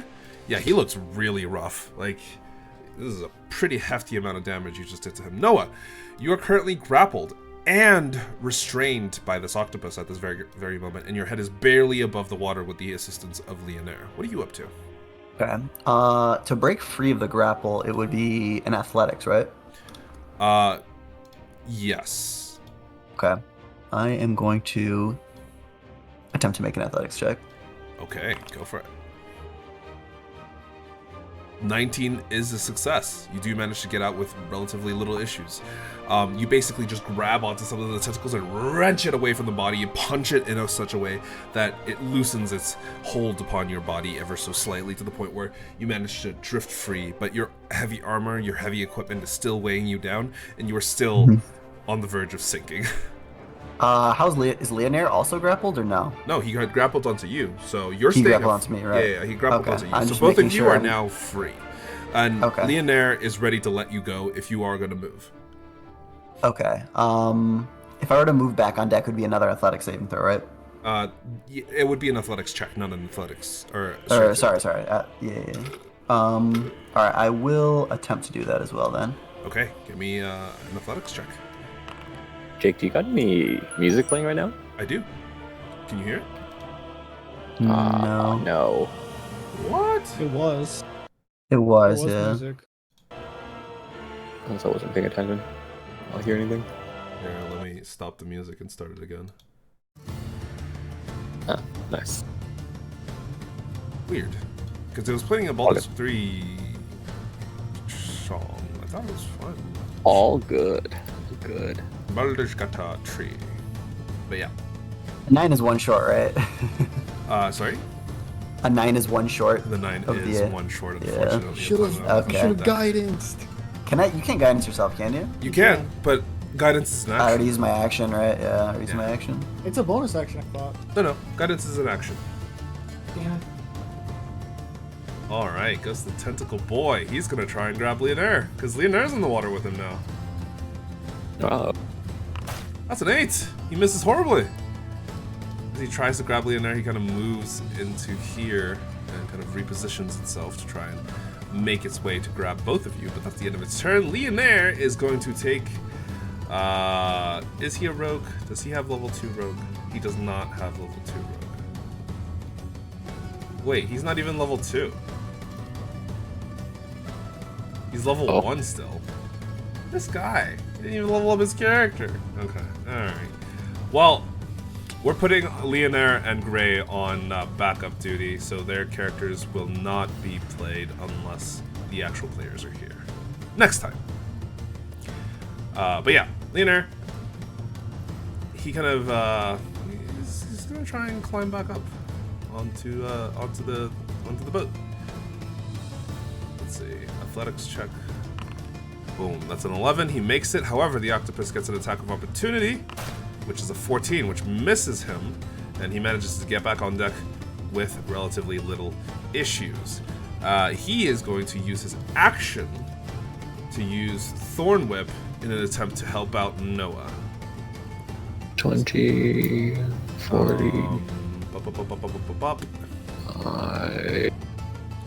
It's not going to attempt to hit you, so it's not actually going to deal damage. It slams into the actual wood beside you and gives you something that you can grab onto.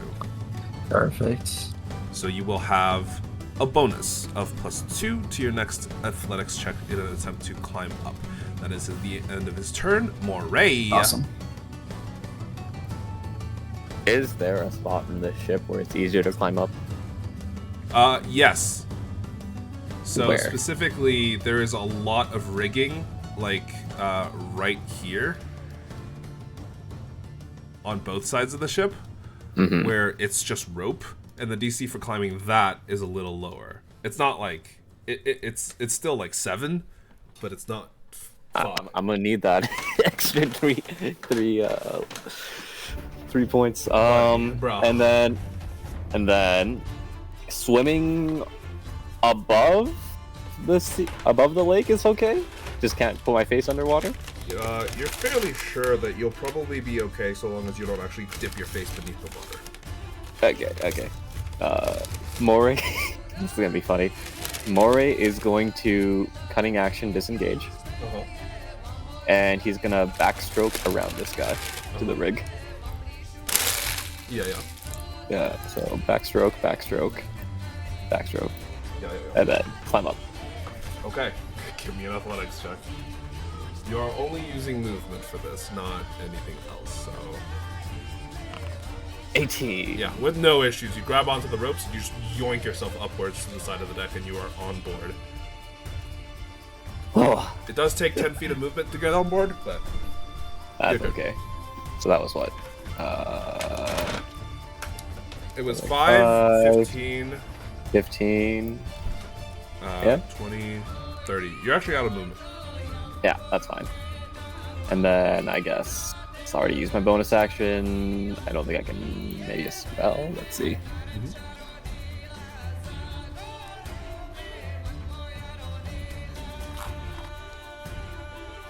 I'm going to cast Vicious Mockery at this guy. One in Which front of one? me. Oh, Yeah, I'll okay. target. This Yeah. one?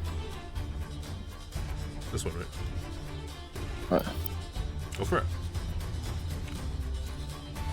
I'm gonna tell him his gills look disgusting. Whoa! Damn. Fucked up. Where? Go for it. Oh, pow. Ooh, okay. Psychic. Wisdom save, 15. He succeeds. He thinks his skills look fine. That's my turn. He's got the mental health to know that he's okay. Alright, Gray's turn. He's going to come to here. He is going to stab the koi sa quick.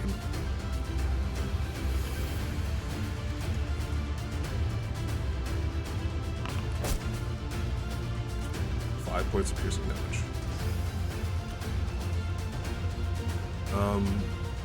That's the end of his turn. The octopus is going to try and grab Gray. I really hope I don't accidentally kill him. Oh no! Oh, no! No! Oh, no. That's not good. Gray takes 8 points of damage, and the rest of you watch it as it jumps off with Gray. Uh-oh. Opportunity. You do get an attack of opportunity, Elena. A 14 hits. 6 points of piercing damage. Ooh, that is not enough. It looks horrendously injured, but it's still up. As it falls into the water, blood like squirting everywhere. You see Gray yell, "Oh shit!" That's the end of its turn. They're now both in the water. This Sahagin, given that Moray has now just climbed up above behind it, it's going to do the same thing. It's going to backstroke, do a little bit of a spinny, and attempt to climb back, or attempt to climb on board the ship itself. Let's see. Oh, those numbers are not right.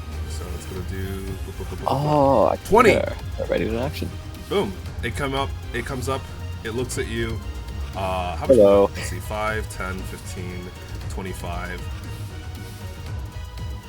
5 more. Wait, why did... What? Huh? What just happened? Why did that happen? Moved up. Did I accidentally create a new token? No, I didn't. What? Oh, something is going on, and it's not right. It's fine, whatever. It's gonna use its it's gonna use its action to attempt to shove Moray off the boat. Oh, I just got on. Yep. Come on. Give me either an athletics or an acrobatics to prevent being shoved. Okay. Yeah. It has 2 attacks, so it's gonna try again. Oh, that's high. Oh! Not high enough. Successfully managed to avoid both times. Yeah, as the first time it tries to like shoulder tackle you, you manage to dodge out of the way before it tries to grab you around the waist and pull you and push you into the water. But you manage to like kind of grab his arms and prevent him from actually grabbing onto you in a solid way where it can use its force against you. And at the end of its turn, it goes to this Sahwagan, who is going to kick Elena, or attempt to kick her off of the ship.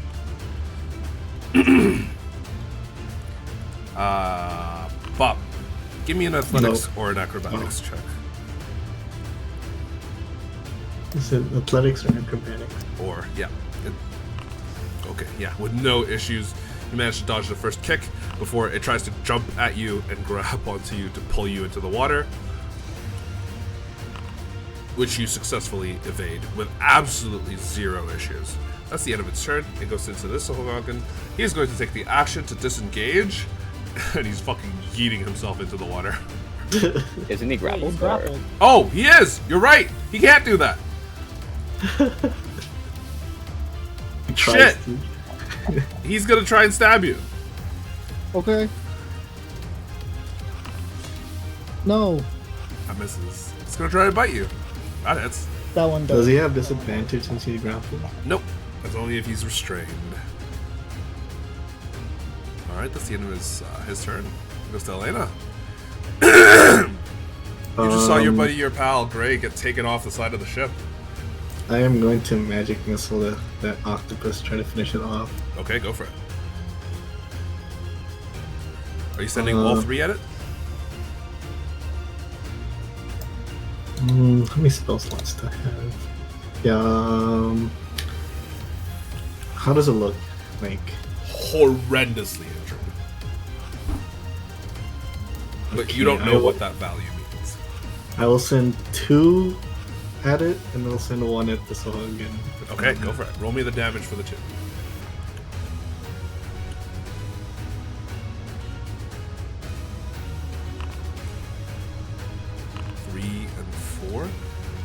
Okay. Yeah, exactly with the second magic missile. It explodes into a giant like mess of blood and spattered as Gray manages to catch himself on the side of the rigging and gives you a thumbs up. While the 2 damage to the Sahwagan, it's not happy about, which it has to take because, you know, magic missile. Is that the end of your turn, Elena? We'll use my bonus action to hit this thing. You have to use your attack action for you to actually be able to wait. use the second, the offhand attack. Wait, really? Yep. Okay. At least that's the end of my turn. Alright, that's the end of your turn. It goes to Hoji. All right. Hoji, He tried to get away.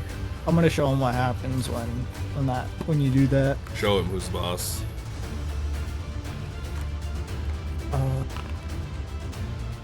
Ooh, that definitely hits. Yeah, he's fucking dead. Right. As soon I'm as gonna. you kind of like grab him, you stab the short sword into his chest and you see the breath, or non-breath, or something leave its eyes. Alright, and then I'm going to. Well, I have the wisdom save. I'm gonna fail this though. I want to willfully fail it, Ooh, okay. and that means I'm gonna aggro onto this guy and swing at him. Is this advantage? Is this flanking with Moray? You are not flanking. You would have to be here to flank. Okay, fine. This is -5. That's an 11. Ooh, okay. Does that hit? It, wait, sorry, -5. Ooh. Yeah, it's a -5 to hit. It does not hit. So I deal that to myself. You take 9 points of piercing and 4 fire. You do not take any sneak attack.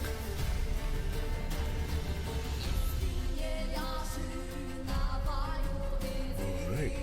Is that the end of your turn? It is. Alright, Noah. All right. I'm going to make an athletics check and try to board the ship. Go for it. You are in the section that is a little bit easier, so you actually only need 7. Okay. Yeah. You grab onto Perfect. the ropes out the side of the ship, and you pull yourself up with relatively little issue. How much movement was that? Was that okay? 5. It was 10. It was would a be total 10. of 10 feet to get up Yeah, on board okay. the ship. I'll move here to my maximum, and then from here, do I have vision of the damn giant octopus from this position or no? No, because it was underneath the water. Okay, so even if I was here. Oh, wait, okay, sorry, it alright. gets an attack of opportunity against you. Oh, Right. wait, no, it already did one against Leonaire, so it actually doesn't. Oh, okay. Alright. From here, I guess I can attack the vicious Sahagin. Yeah.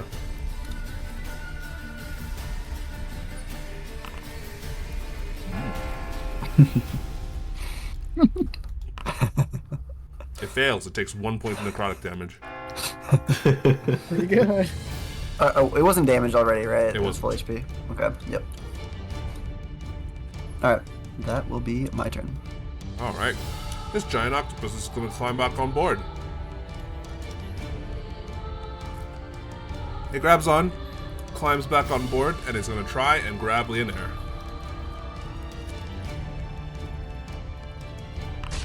That's a 20. It hits him. Ooh. Actually, let me check his spells.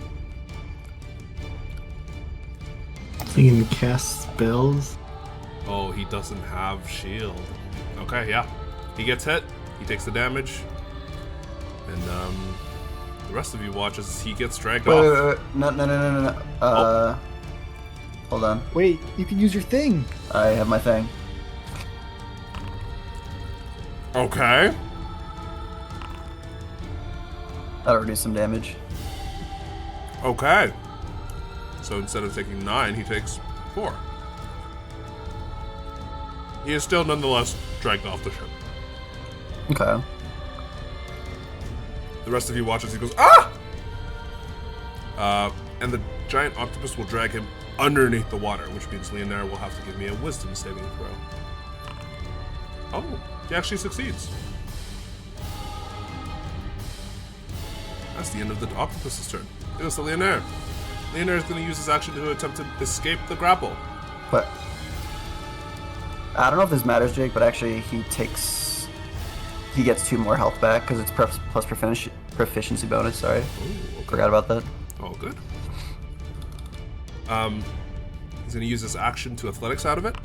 15, that is unfortunately not a success. As he tries to escape the grasp of the octopus, he fails. That is the end of his turn. He can't do him in Charles. Moray. We'll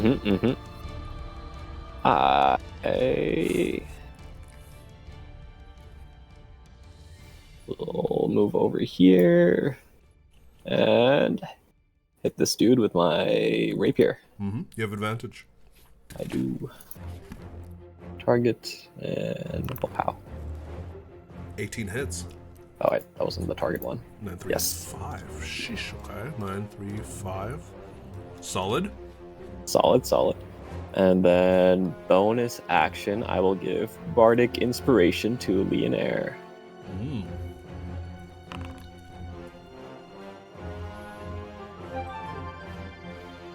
And then I'm just gonna make my way over to Hoge, just so I can avoid getting pushed off the ocean again. Fair enough. Yeah, that's it. That's my turn. Mr. Gray. He's going to attempt to climb back up on board the ship. Athletics 3. That is a failure. He tries. He unfortunately does not do it. He's going to use an action to dash to try again. This time he succeeds. That's a deception check, not a athletics check. Fuck! You got it. I thought the DC was lower on the rating. Oh, yes, he is. He's on the rope, right.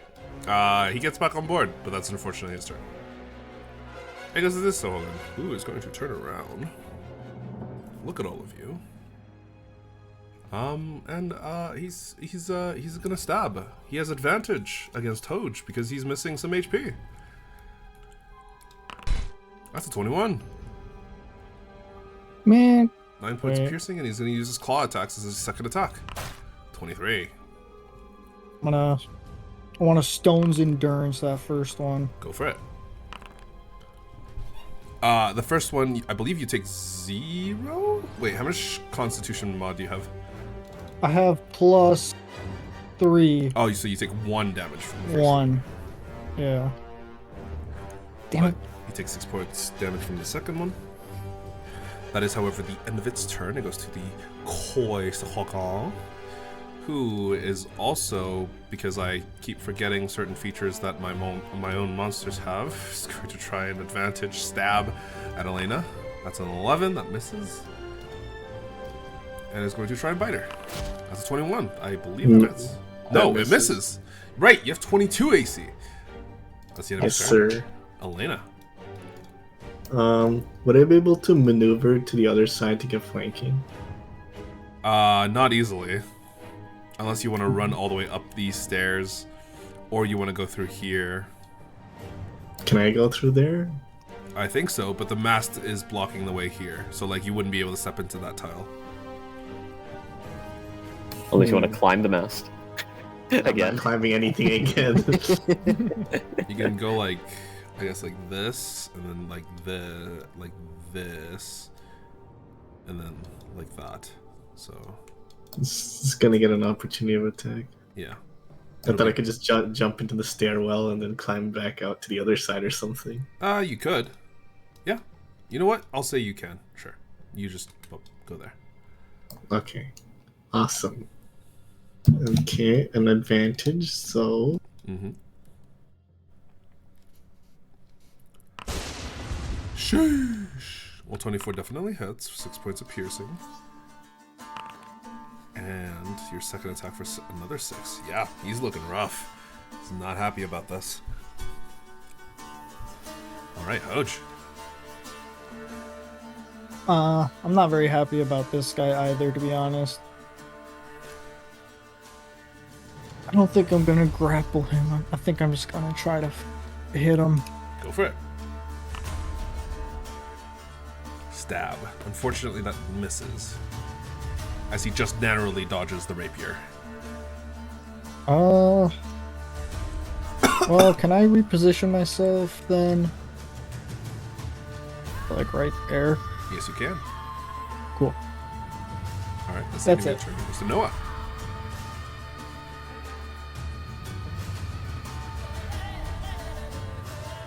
You're muted. Oh, I'm still muted. Can I... Will it take me a whole round to unequip things that are making me over-encumbered? For example, my tent, and a lot of my camping and survival supplies? Yes. It would take One more round? than a round. More than a round. Okay. In that I case... mean, you have a ship. You could just drop all of it off underneath. Down the That's what stairs. But it would take me more than a round, though, right? Yeah. Is the damp octopus still visible from the surface, or it's already submerged at this point? At this current moment, Leonaire and the damp octopus are both underneath the water, and you can't see either of them. Okay. I gotta return the favor. I'm going overboard. Oh my god, okay.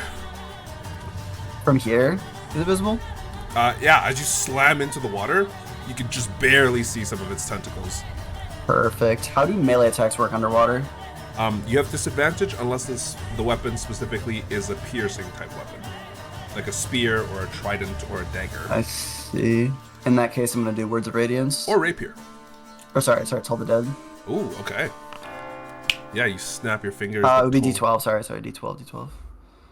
I think on your character sheet, if you press Alt and you roll, Let me try that. Yeah.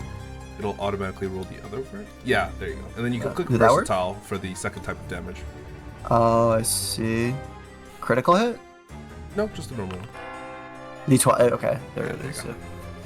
Yeah. Okay. It's a wisdom save. That's a 12. It succeeds, and it takes 8. That says the DC is 14. Wait, my DC's 14. Yeah. It failed. Oh, okay. I think Sorry, Okay. did I say? Sorry, Yeah. did I say succeeded? No, my bad. Yeah. All good. I meant to say it failed. Okay. Words, yes. But yeah, it fails. takes the 8 points of necrotic damage, and you can see the entire mass of tentacles kind of like wriggle and spasm underneath the actual surface of the water, but it doesn't seem to have let Leonare go, so it is currently still up and running. I'm gonna do the not second wind. Sorry, I'm going to do action surge. Ooh, okay. And then I'm gonna do the same thing, and also okay. Toll the Dead again. Sorry. It's alt. Yeah. There we go. Versatile, critical hit, boom. 18. 2 points of damage. Succeeds. It doesn't. Nope. It doesn't take Oh, any. it doesn't take because any it's a cantrip, damage. Oh, true. unfortunately. But yeah, that's the enemy turn. You should probably And check that didn't actually consume your second wind use. second wind. Yeah. Oh yeah, you're good. Perfect. But it's the octopus's turn. He already has Leonare grappled, so he actually can't attack. So instead of that, he's going to try and slam Leonare against Noah. Noah, give me a dexterity saving throw. Uh-oh. And Leonare is going to give me a strength saving throw. Oh, 15 and 16. Those are pretty decent. Let's see what the octopus rolls for its athletics. That's an 11. Yeah, no, you guys are perfectly fine. Noah, you watch as Leonare is like struggling in its arms, manages to grab one of the tentacles and prevents himself from being slammed into you, as you actually do dodge out of the way as well. But that's the end of its turn. It can't do anything else. Leonare is going to use an action to attempt to escape. Using athletics. 16, he does it. He manages to get out. He is going to come over here, and he's just gonna try and climb back up on top of the ship. With another athletics check. Yeah, absolutely zero issues. He's coming up to here, he's on top of the ship, and he's just like extending a hand down towards you, Noah, but that's the end of his turn. Moray. Finish this guy off. Go for it. Hit him with the Flame Iron. You have advantage, so you can press the plus. Yes. There we go. 13 does hit. That's good damage. For 7, 2, and 5. Not bad. Alright. Is that the end of your turn? That'll be the end of my turn. Okay, Gray's turn now. Gray. He's gonna try and kill this Sahuagin in front of him with his dagger, because that's the only weapon he has. 11. That misses, I think. We'll check. Yes, it misses. Yeah, unfortunately, that is the end of his turn. It goes to the one that is between both Moray and Hoji, and it's gonna turn around and stab Moray, because Moray just stabbed him. Spear. 23 and bite 23. So you take Both 9 hits. points of damage, both piercing. Ooh. I lack permission to update token. Are you selecting your own token, or are you selecting someone else's token? I'm selecting my own token. If you right click it, you can't update your token? Oh, just doing the apply full damage to selected token. See? There we go. It works. Yeah, there you go. Okay, that's the end of its turn. It goes to this other one. This one is going to take an action to disengage and just jump off into the water and sink beneath the waves. That's the end of his turn. Elena. Well, I'm going to move.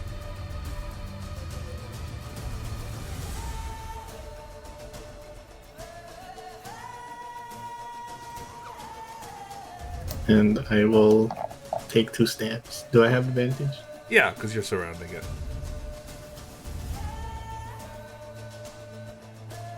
No, wait. The thing that jumped in the water. Wouldn't it take the booming blade?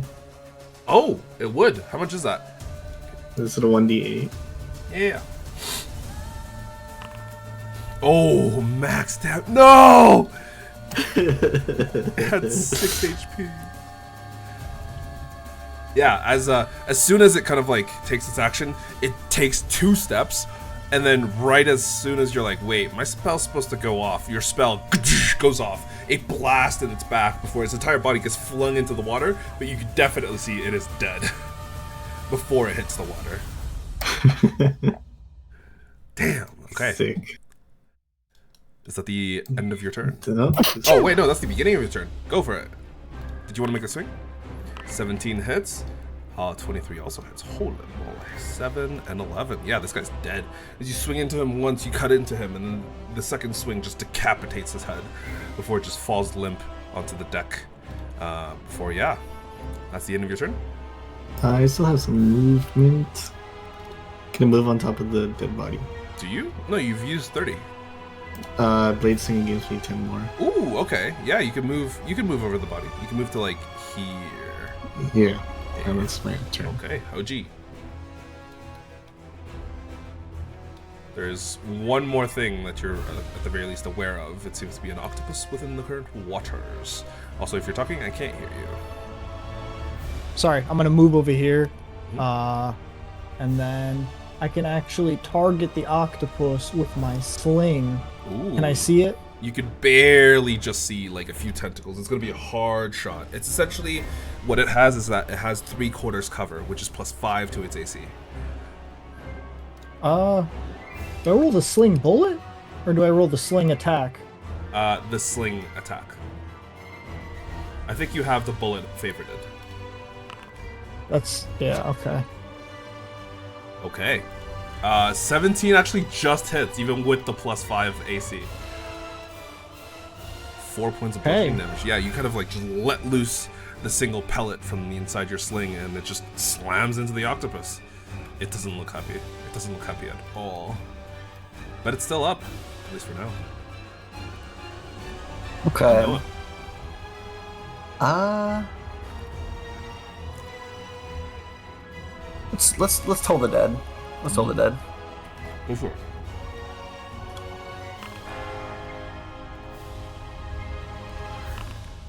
That's a 9 and it hits. 3 points of damage. Nice. It's still up, but just barely. So up. Okay. I won't be able to make this action, right? Because it would be a check. No. Yeah, you can. Because it's just your movement if you're trying to climb back onto the ship. But if you fail, you don't have to climb back on. I see. Okay. In that case, let's see. Athletics. Perfect. Fantastic. Yeah, you get back onto the deck of the ship with 0 issues. Awesome. And It goes to its turn, and the rest of you watch as it completely sinks beneath the waves. Whether it's dead or it's just leaving, you're not entirely sure. It goes to Leonair's turn. I believe he's aware of where it is because of favorite foe? True. No, he doesn't know the location. Never mind. Yeah, he doesn't know where it is. You didn't mark it. Yeah, it's a hunter's mark that actually gives you the location, but he didn't use hunter's mark. He used his favorite foe feature. But yeah, that is the end of combat. Congratulations, all of you are still alive. Alright. That could have gone poorly. And as quickly as it came, peace is once again restored to your ship. As the side of it is rocking ever so slightly, Hoj, you realize that there's probably a hole or two that you might need to patch underneath the deck to make sure the ship is still in sailing shape. I can go take a look. I'd like to clean the blood and toss the bodies overboard. Yeah. With relatively little issues, the bodies are tossed overboard. And give me a perception Do they have a check. cool... Did they get a cool trident? They do have cool Oh yeah, tridents. yeah. I would search them before doing that. Sure, go for it. I'm gonna assist as well, Jake. Yeah, give me an investigation check and you have advantage.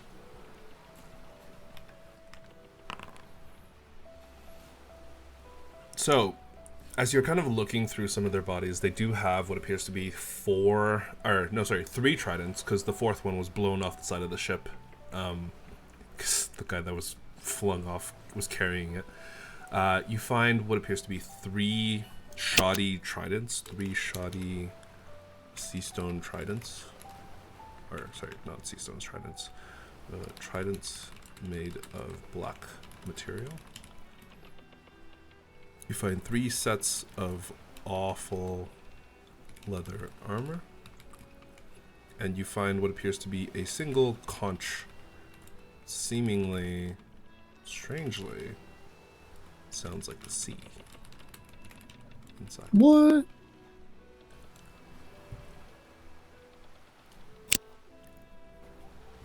Right. Is it like a conch you can blow in to make noise? As you attempt to blow into the conch, it does not make any sort of sound.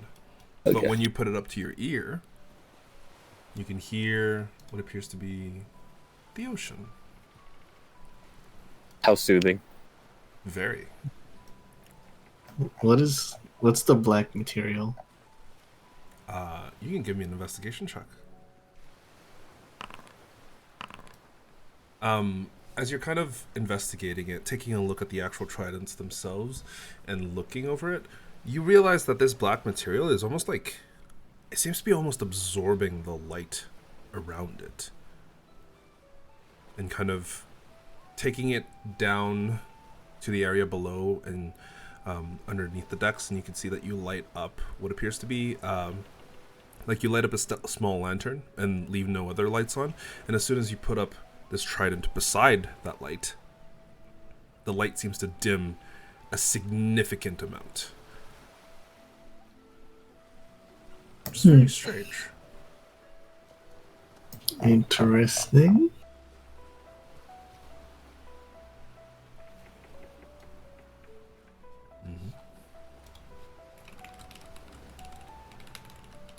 Wonder if it's the same material as what's in the bottom of this lake. Well, we can bring it back to Bastion and let the scholars figure it out.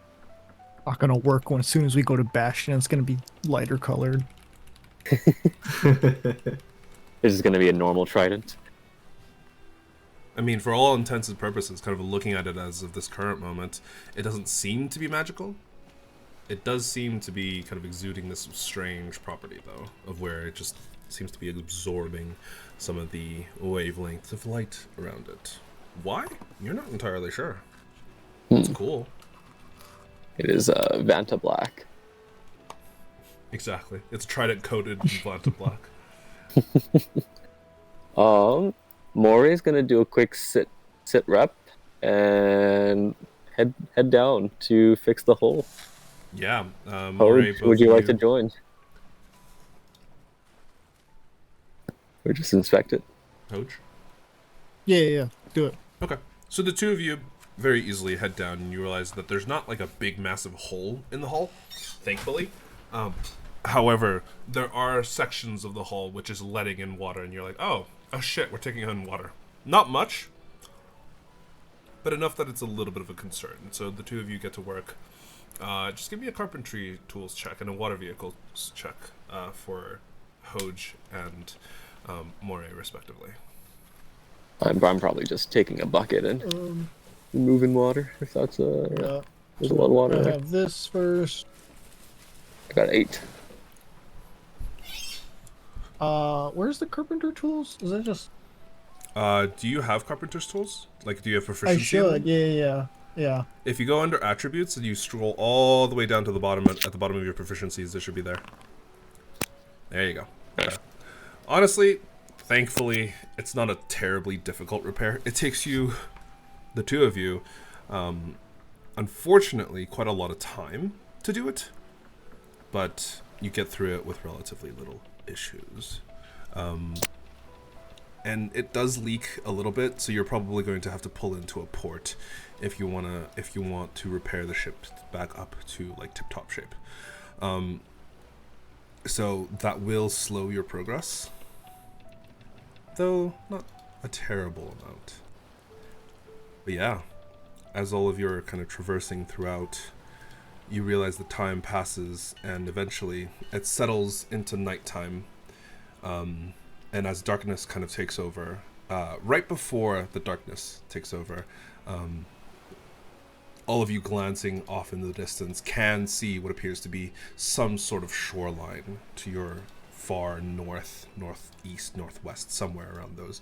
And you do see what appears to be like a large cliff that kind of extends upwards, and what appears to be either the ruins of a city or a city somewhere in the distance. And it's a little eerie. It's a little bit strange to kind of take a look at it from this angle, from this distance, because at some point, if you had been unaware that the First of Silver had occurred, that unaware that there had been an entire apocalypse that had been unleashed upon this land, it would look fine.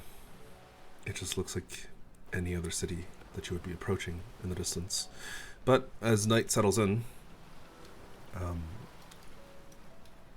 you're probably not going to reach the destination until either the morning or a little bit later in the day. What would you like to do? Would you like to take watch, take a pause, Sleep. anchor the ship? Any resters? Take a short rest. Short rest. Rester would be nice. Yeah. Rest and watch. All right. So, who's taking watch? I'm guessing all of you are sleeping, but you guys are going to take watch in turns. Yes. Mm-hmm. Mori can take watch first. Okay, Moray. As everybody else kind of settles down into the various different cabins and locations underneath the actual ship itself, some of them in the various different little cots that have been hung up, some of them in the hammocks. And is there anybody that tries to claim the captain's quarters bed, which is a double bed? Or, sorry, a queen-size bed. It can fit me, so I'm going to try to take it. Okay. Hoj. Does anybody else fight Hoj for it? Nah, big man Nope. can have it. Okay. Yeah, Hoj, you kind of go into it. You sit down and you realize that the straw of the mattress probably needs to be replaced because it's damp. And you lie down and you're like, oh, it's not very comfortable, but it's fine. It's better than sleeping on the floor or on the rock hard ground, which is what you guys have been doing the past few days as you were traversing out of Bastion. But yeah, the rest of you settle down for a little bit of a rest. Well, so here's the question. Moray, do you keep the ship moving or do you anchor it? You are fairly certain that the depth of the water is not deep enough that it will prevent you from anchoring it. If I keep it moving, will we arrive at that location? In the morning, possibly, yeah. In the morning? However, there might be checks or things that you might have to do, and you might have an encounter in the night. There's certain dangers to it, so it's up to you.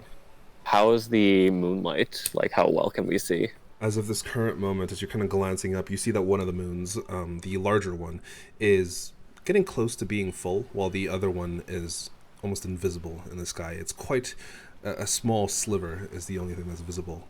But from the best that you can tell, there isn't very much cloud cover comparatively to earlier on when you had been in that city or in that small town near the coast. But moonlight's not bad.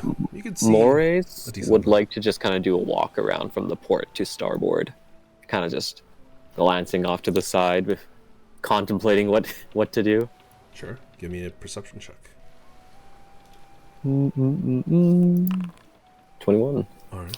From the best that you can tell, even off in the distance, the moonlight is covering quite a large amount of the surface of these lakes, and it feels good.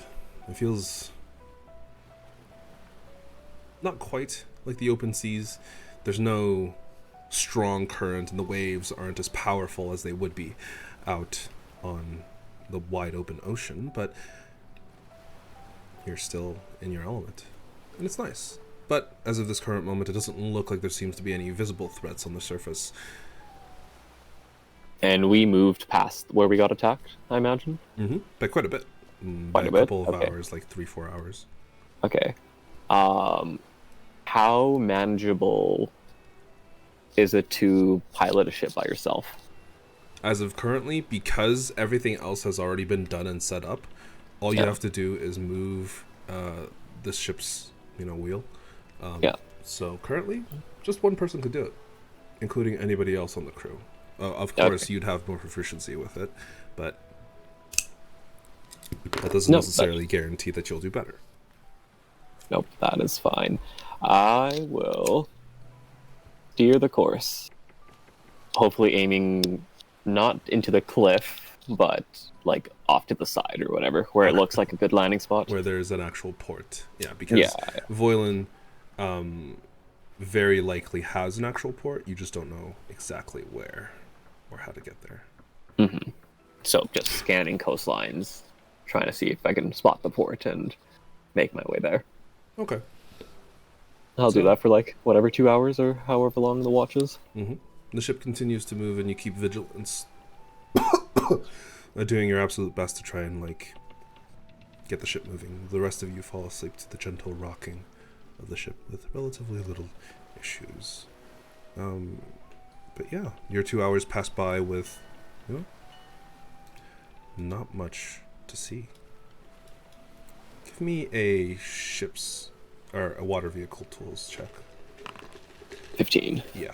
You're still heading in the right direction, definitely, but it's still slow going, so you think if with a few more, you know, hours of travel, you'd be very easily able to reach the port of Voilin. Okay. Maury's gonna hit the sack. He's going to wake up Elena. Okay, Elena. You're woken up by the you're woken up by the first watch as, you know. Elena, take the wheel. I'm gonna retire for the night. Anything to look out for? Any tips? Just keep her steady as she goes. We're pointed in the right direction. Will do, Captain. Do give me a shout if anything pops up. Oh, you bet your ass I will. And then Moray's gonna hunker down in whatever the hammock is and put the conch shell into right beside his head, and go and fall asleep to the sound of the ocean. But you're on the ocean. This is the lake. Sounds close enough. This is true. So, as Moray begins to snore peacefully, Elena, are you going to continue piloting the ship as Moray had done, or are you going to anchor it? I'll try to follow his instructions and just try to keep it straight. Okay, give me an intelligence check since you do not have proficiency in water vehicles. Ooh. I need everybody else in the ship to give me a perception check. Oh no! Hard to port. Wake everyone up. 14. Oh, okay. Well, you have a -5 because you guys are asleep. I'll say Moray is not quite asleep there, so he does detect it. And Moray, you feel the ship list. Not a little, but a lot. As you kind of like slowly climb up the stairs, you glance over at the ship's wheel, and you realize it's just free spinning. Oh my god! Elena's like on the side of the ship, kind of looking forwards towards towards the area where you guys are supposed to be heading. But that ship's wheel, it's fucking spinning. Elena! Maury's just running towards the wheel. Yeah. Just grabbing it. You grab it, you manage to stop it and kind of like slowly wrench it back into a neutral position. But you're now like turned around like a solid 70-80 degrees away from the direction you wanted to head, and the wind is blowing in a way that's now currently unfavorable towards you. So you just lost about the 2 hours of progress that you had made. Elena, what are you doing? I just let go for a second and then it started. You never do that. She can't. Oh, jeez, I've never sailed a ship before. It's okay. It's okay. I'm just tired. I think we'll just anchor for tonight. That's probably a good idea. The winds aren't in our favor. And clearly the gods aren't favoring us either. Yeah. We'll motion over to the anchoring thing. Yeah, the anchoring thing is relatively easy to kind of like release the anchor. Releasing the anchor only requires like one person, but actually Okay. pulling up the anchor is the difficult part. So you kind of pull a pin that locks the anchor wheel in place, and then you just hear as a bunch of like metal chains and links just like starts rolling out, and you hear eventually until the anchor like slams into something, and the chain kind of like slowly extends, and you can feel the ship is definitely still moving as it gets pulled along. Eventually you feel the entire ship kind of like groan as the anchor actually takes hold, and the ship kind of like spins about 20-30 until it spins 180, and then you can feel that like the current as well as the wind is still pulling against the ship, but the anchor has done its job and has like slowed and kind of put the ship down in its rightful place. However, you are facing the incorrect way. Oh, more yawns. We'll figure this out in the morning. Oh, just keep an eye out for any of those sea gremlins. Aye, Captain. Alright. And he slumbers over back to the hammock. Yeah. You get back into the hammock, and the gentle rocking as well as the sounds of the oceans lull you back into sleep. But for you, Elena, give me a perception check. Yeah, just kind of wandering around the actual ship itself.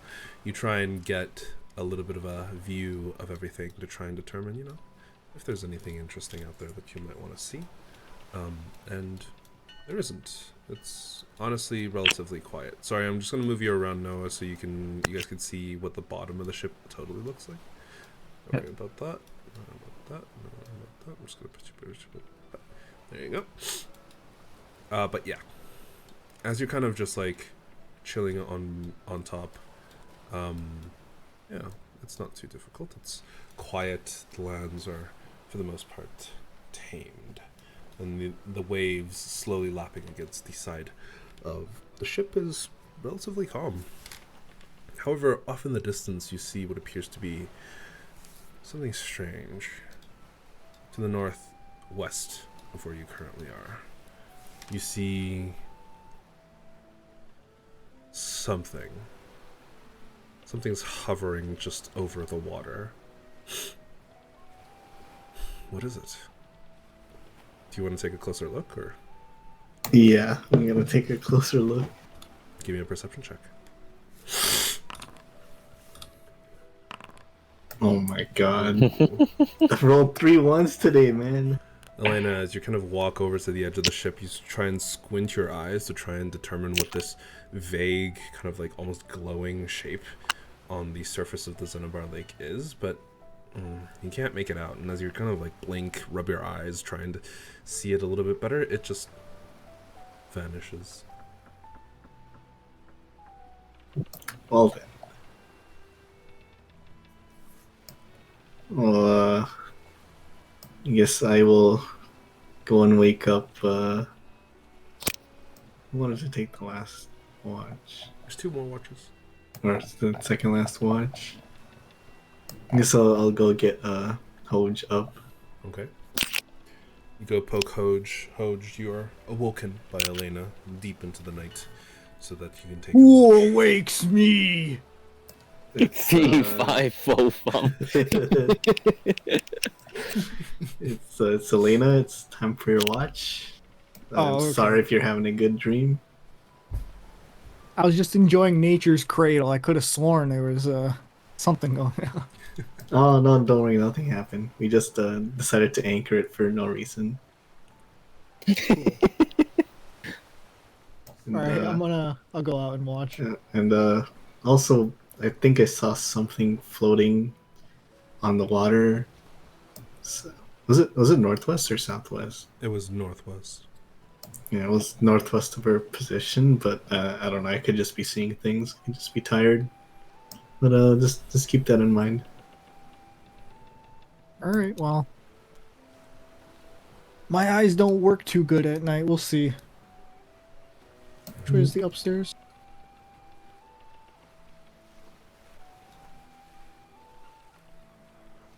There we go.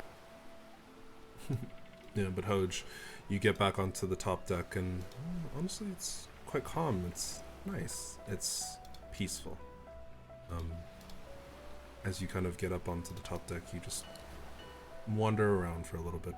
But give me a perception check as you take your watch. Evan.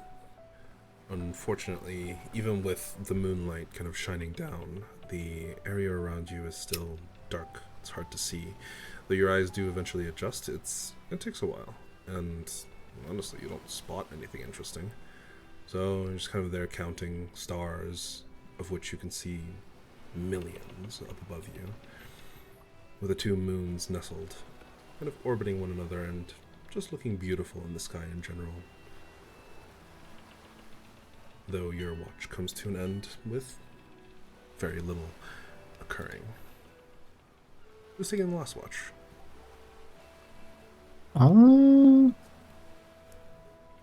I guess I'll have Noah wake up. Where are they?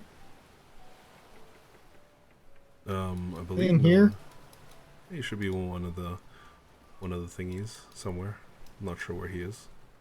You're sleeping on a boat, Moray. Is that not a hammock? No, It's a turned up kayak. the hammocks are over here. Excuse me. Huh? I'm gonna wake up Noah. I'm gonna like, I don't know, stomp my Hello? feet or something, like creak the floorboards. Just shake me. It's time to awake. Oh, Your watch. praise Gavati for another morning. Time to go watch. You guys are playing the RPG element. But yeah, Noah, you kind of hop up onto the deck itself. Give me a perception check as you begin your watch, while the sun slowly begins to creep up in the far, far distance. Alright. With your eyes having slowly adjusted to the dark. Beautiful morning. Yeah, it is. As your eyes are kind of just adjusting to the actual dark itself, and as soon as it actually gets adjusted, you can see that at the edge of your vision, the sun begins to rise, and the darkest part of the day begins. And unfortunately, as you're glancing around, there isn't much to see, at least as far as you're aware. But eventually the sun comes up, and it's a beautiful morning. The skies are a deep kind of crimson orange. Some of the clouds are tinged pink on the sides, and you slowly just enjoy a very nice and beautiful sunrise, though not really paying too much attention to your surroundings. But after a little while, you glance back, kind of focus returning to keeping watch. You don't see anything of interest, at least, but seemingly that is it. As eventually everybody else begins to stir, and in the distance, as all of you wake up, you can see the edges of this beautifully vast city that seems to have been built upon a large cliff face. One that you've been notified is named Voilin, and one that maybe some of you have visited previously, if you're old enough to have been around here before the First of Silver. But in the daylight, all of a sudden, it looks a lot more barren, a lot more worn down, a lot more not quite present. As glancing in the distance, you see that there are docks near the bottom of said cliff, and it wouldn't be particularly difficult to get to them, but they look ill-maintained, most likely because there aren't too many people here, if there are any. But the city itself seems to be sprawled out over the top of this cliff, as well as a portion of the land underneath it, and it probably would have been beautiful at one point, but now it sits quiet, a ruin of its former glory. And that is where we will pick up next time. Do we get a short rest? You do get a short rest, so I will prompt you for Perfect. a short rest.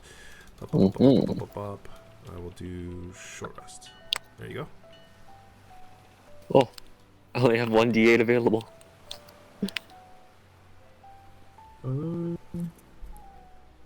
Where did my hit dice go?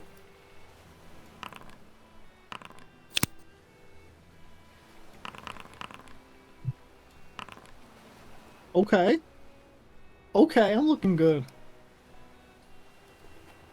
Oh, wait. If you open up your character sheets, and you open up the short rest thing, apparently you can Yeah. just drag and drop stuff into it. Like the rations and stuff. Yes. Huh? What? So water skin. Oh. So, like, you know how you have rations in your inventory, right? Yeah. Yes. Where do I drag it? You should be able to drag and drop it into the short rest window. Right? Where? It's telling me that I can, but I'm not seeing... the Drop ability. items to consume. Drag and drop items to consume or select. Wait, I don't think it works. does it have to be... Like, this is so weird. Okay, let me... Okay, 1 second. I'm going to try and check something. It's a consumable type food. Wait, what is water skin considered? Water skin is a food... Water? Wait, rations, edit. Item is... Oh. Oh, apparently rations were just not considered something that you could use. But it That's is why. now. Drag and drop. Oh, okay. Right. Okay, so all of you will have to go and right-click rations, click edit. Uh-huh. Under details, there should be a section called rest, recovery, food, and water. Yeah. You'll have to change its type to food. Looks like it is set to food. It is food. Yeah, but you'll have to make sure that the thing to the left of food is also checkmarked. Checked. Okay. Yeah. Item is... Yeah. Food and then 1 charge worth? Is One that- charge worth? I don't know what that one does. Anyway, let me check the water one then too. Can't. Water. Item is, yes. Okay, and then I'll finish... Yeah, that works. Boom! works. There you go. Oh, there we go. Water skin. How does the water skin work? Do you have to have like more than 1 charge? So you guys will have to or- refill your water skin. I'll say that currently, because you are on a freshwater lake, you can refill it easily. Like, on your inventory, you can just change it from 0 to 1, 0/1 into 1 to 1 anytime that you need. Unless I specifically say that you're not able to. Sounds good. That worked. Wait, do I check the second one, the 1 charge worth? No. You don't need to. You can. I think you should. I think you probably should. I just don't know what it does. Okay. Yeah. Okay, so I'll do the same for gray. Oh, excellent. It worked. Excellent. Okay. Yeah, that's weird. Wait, it says I didn't eat anything. My It's because you thing went probably didn't like select them. You'll have to press the plus, like the little plus thing, Oh. to make sure it's added onto your sheet, or added onto the I'll rest just- thing. Knocked it down a number. Yeah, you're probably fine. You'll be fine. Okay, but yeah, as ooh, why did it just suddenly skip over like 6 hours for no reason? Yeah, but as all of your kind of, you know, getting ready to actually visit the city of Voilin, we'll leave it off there for this week. Apologies about being a little late. I would have... Yeah, I don't usually... I forgot I had an appointment on Saturday. Oops. No It's problem. all good. all good. But yeah, So I'm gonna ask, what's up? do we level up? I appreciate you asking, and I'm sure the other players do too, because I'm sure you want to, but the answer is no. God damn it. But let's say like we do enough, but we don't rest to level up. Do we still bank like the XP over to like the next level? Can we like double level up if we do enough stuff? No. In one session. So it's not like I will always level you guys up as you start a long rest. That's just the easiest way to go about it. So chances are you'll probably have to return to Bastion, or you'll have to find a place that you can settle down and rest for like 7 days, which wouldn't be terribly difficult. And as of currently, because the story hasn't kicked off yet, technically, you guys have time. If you can find a place in Voiland that is safe enough and that would prevent you from getting into any shit or trouble, you could potentially rest.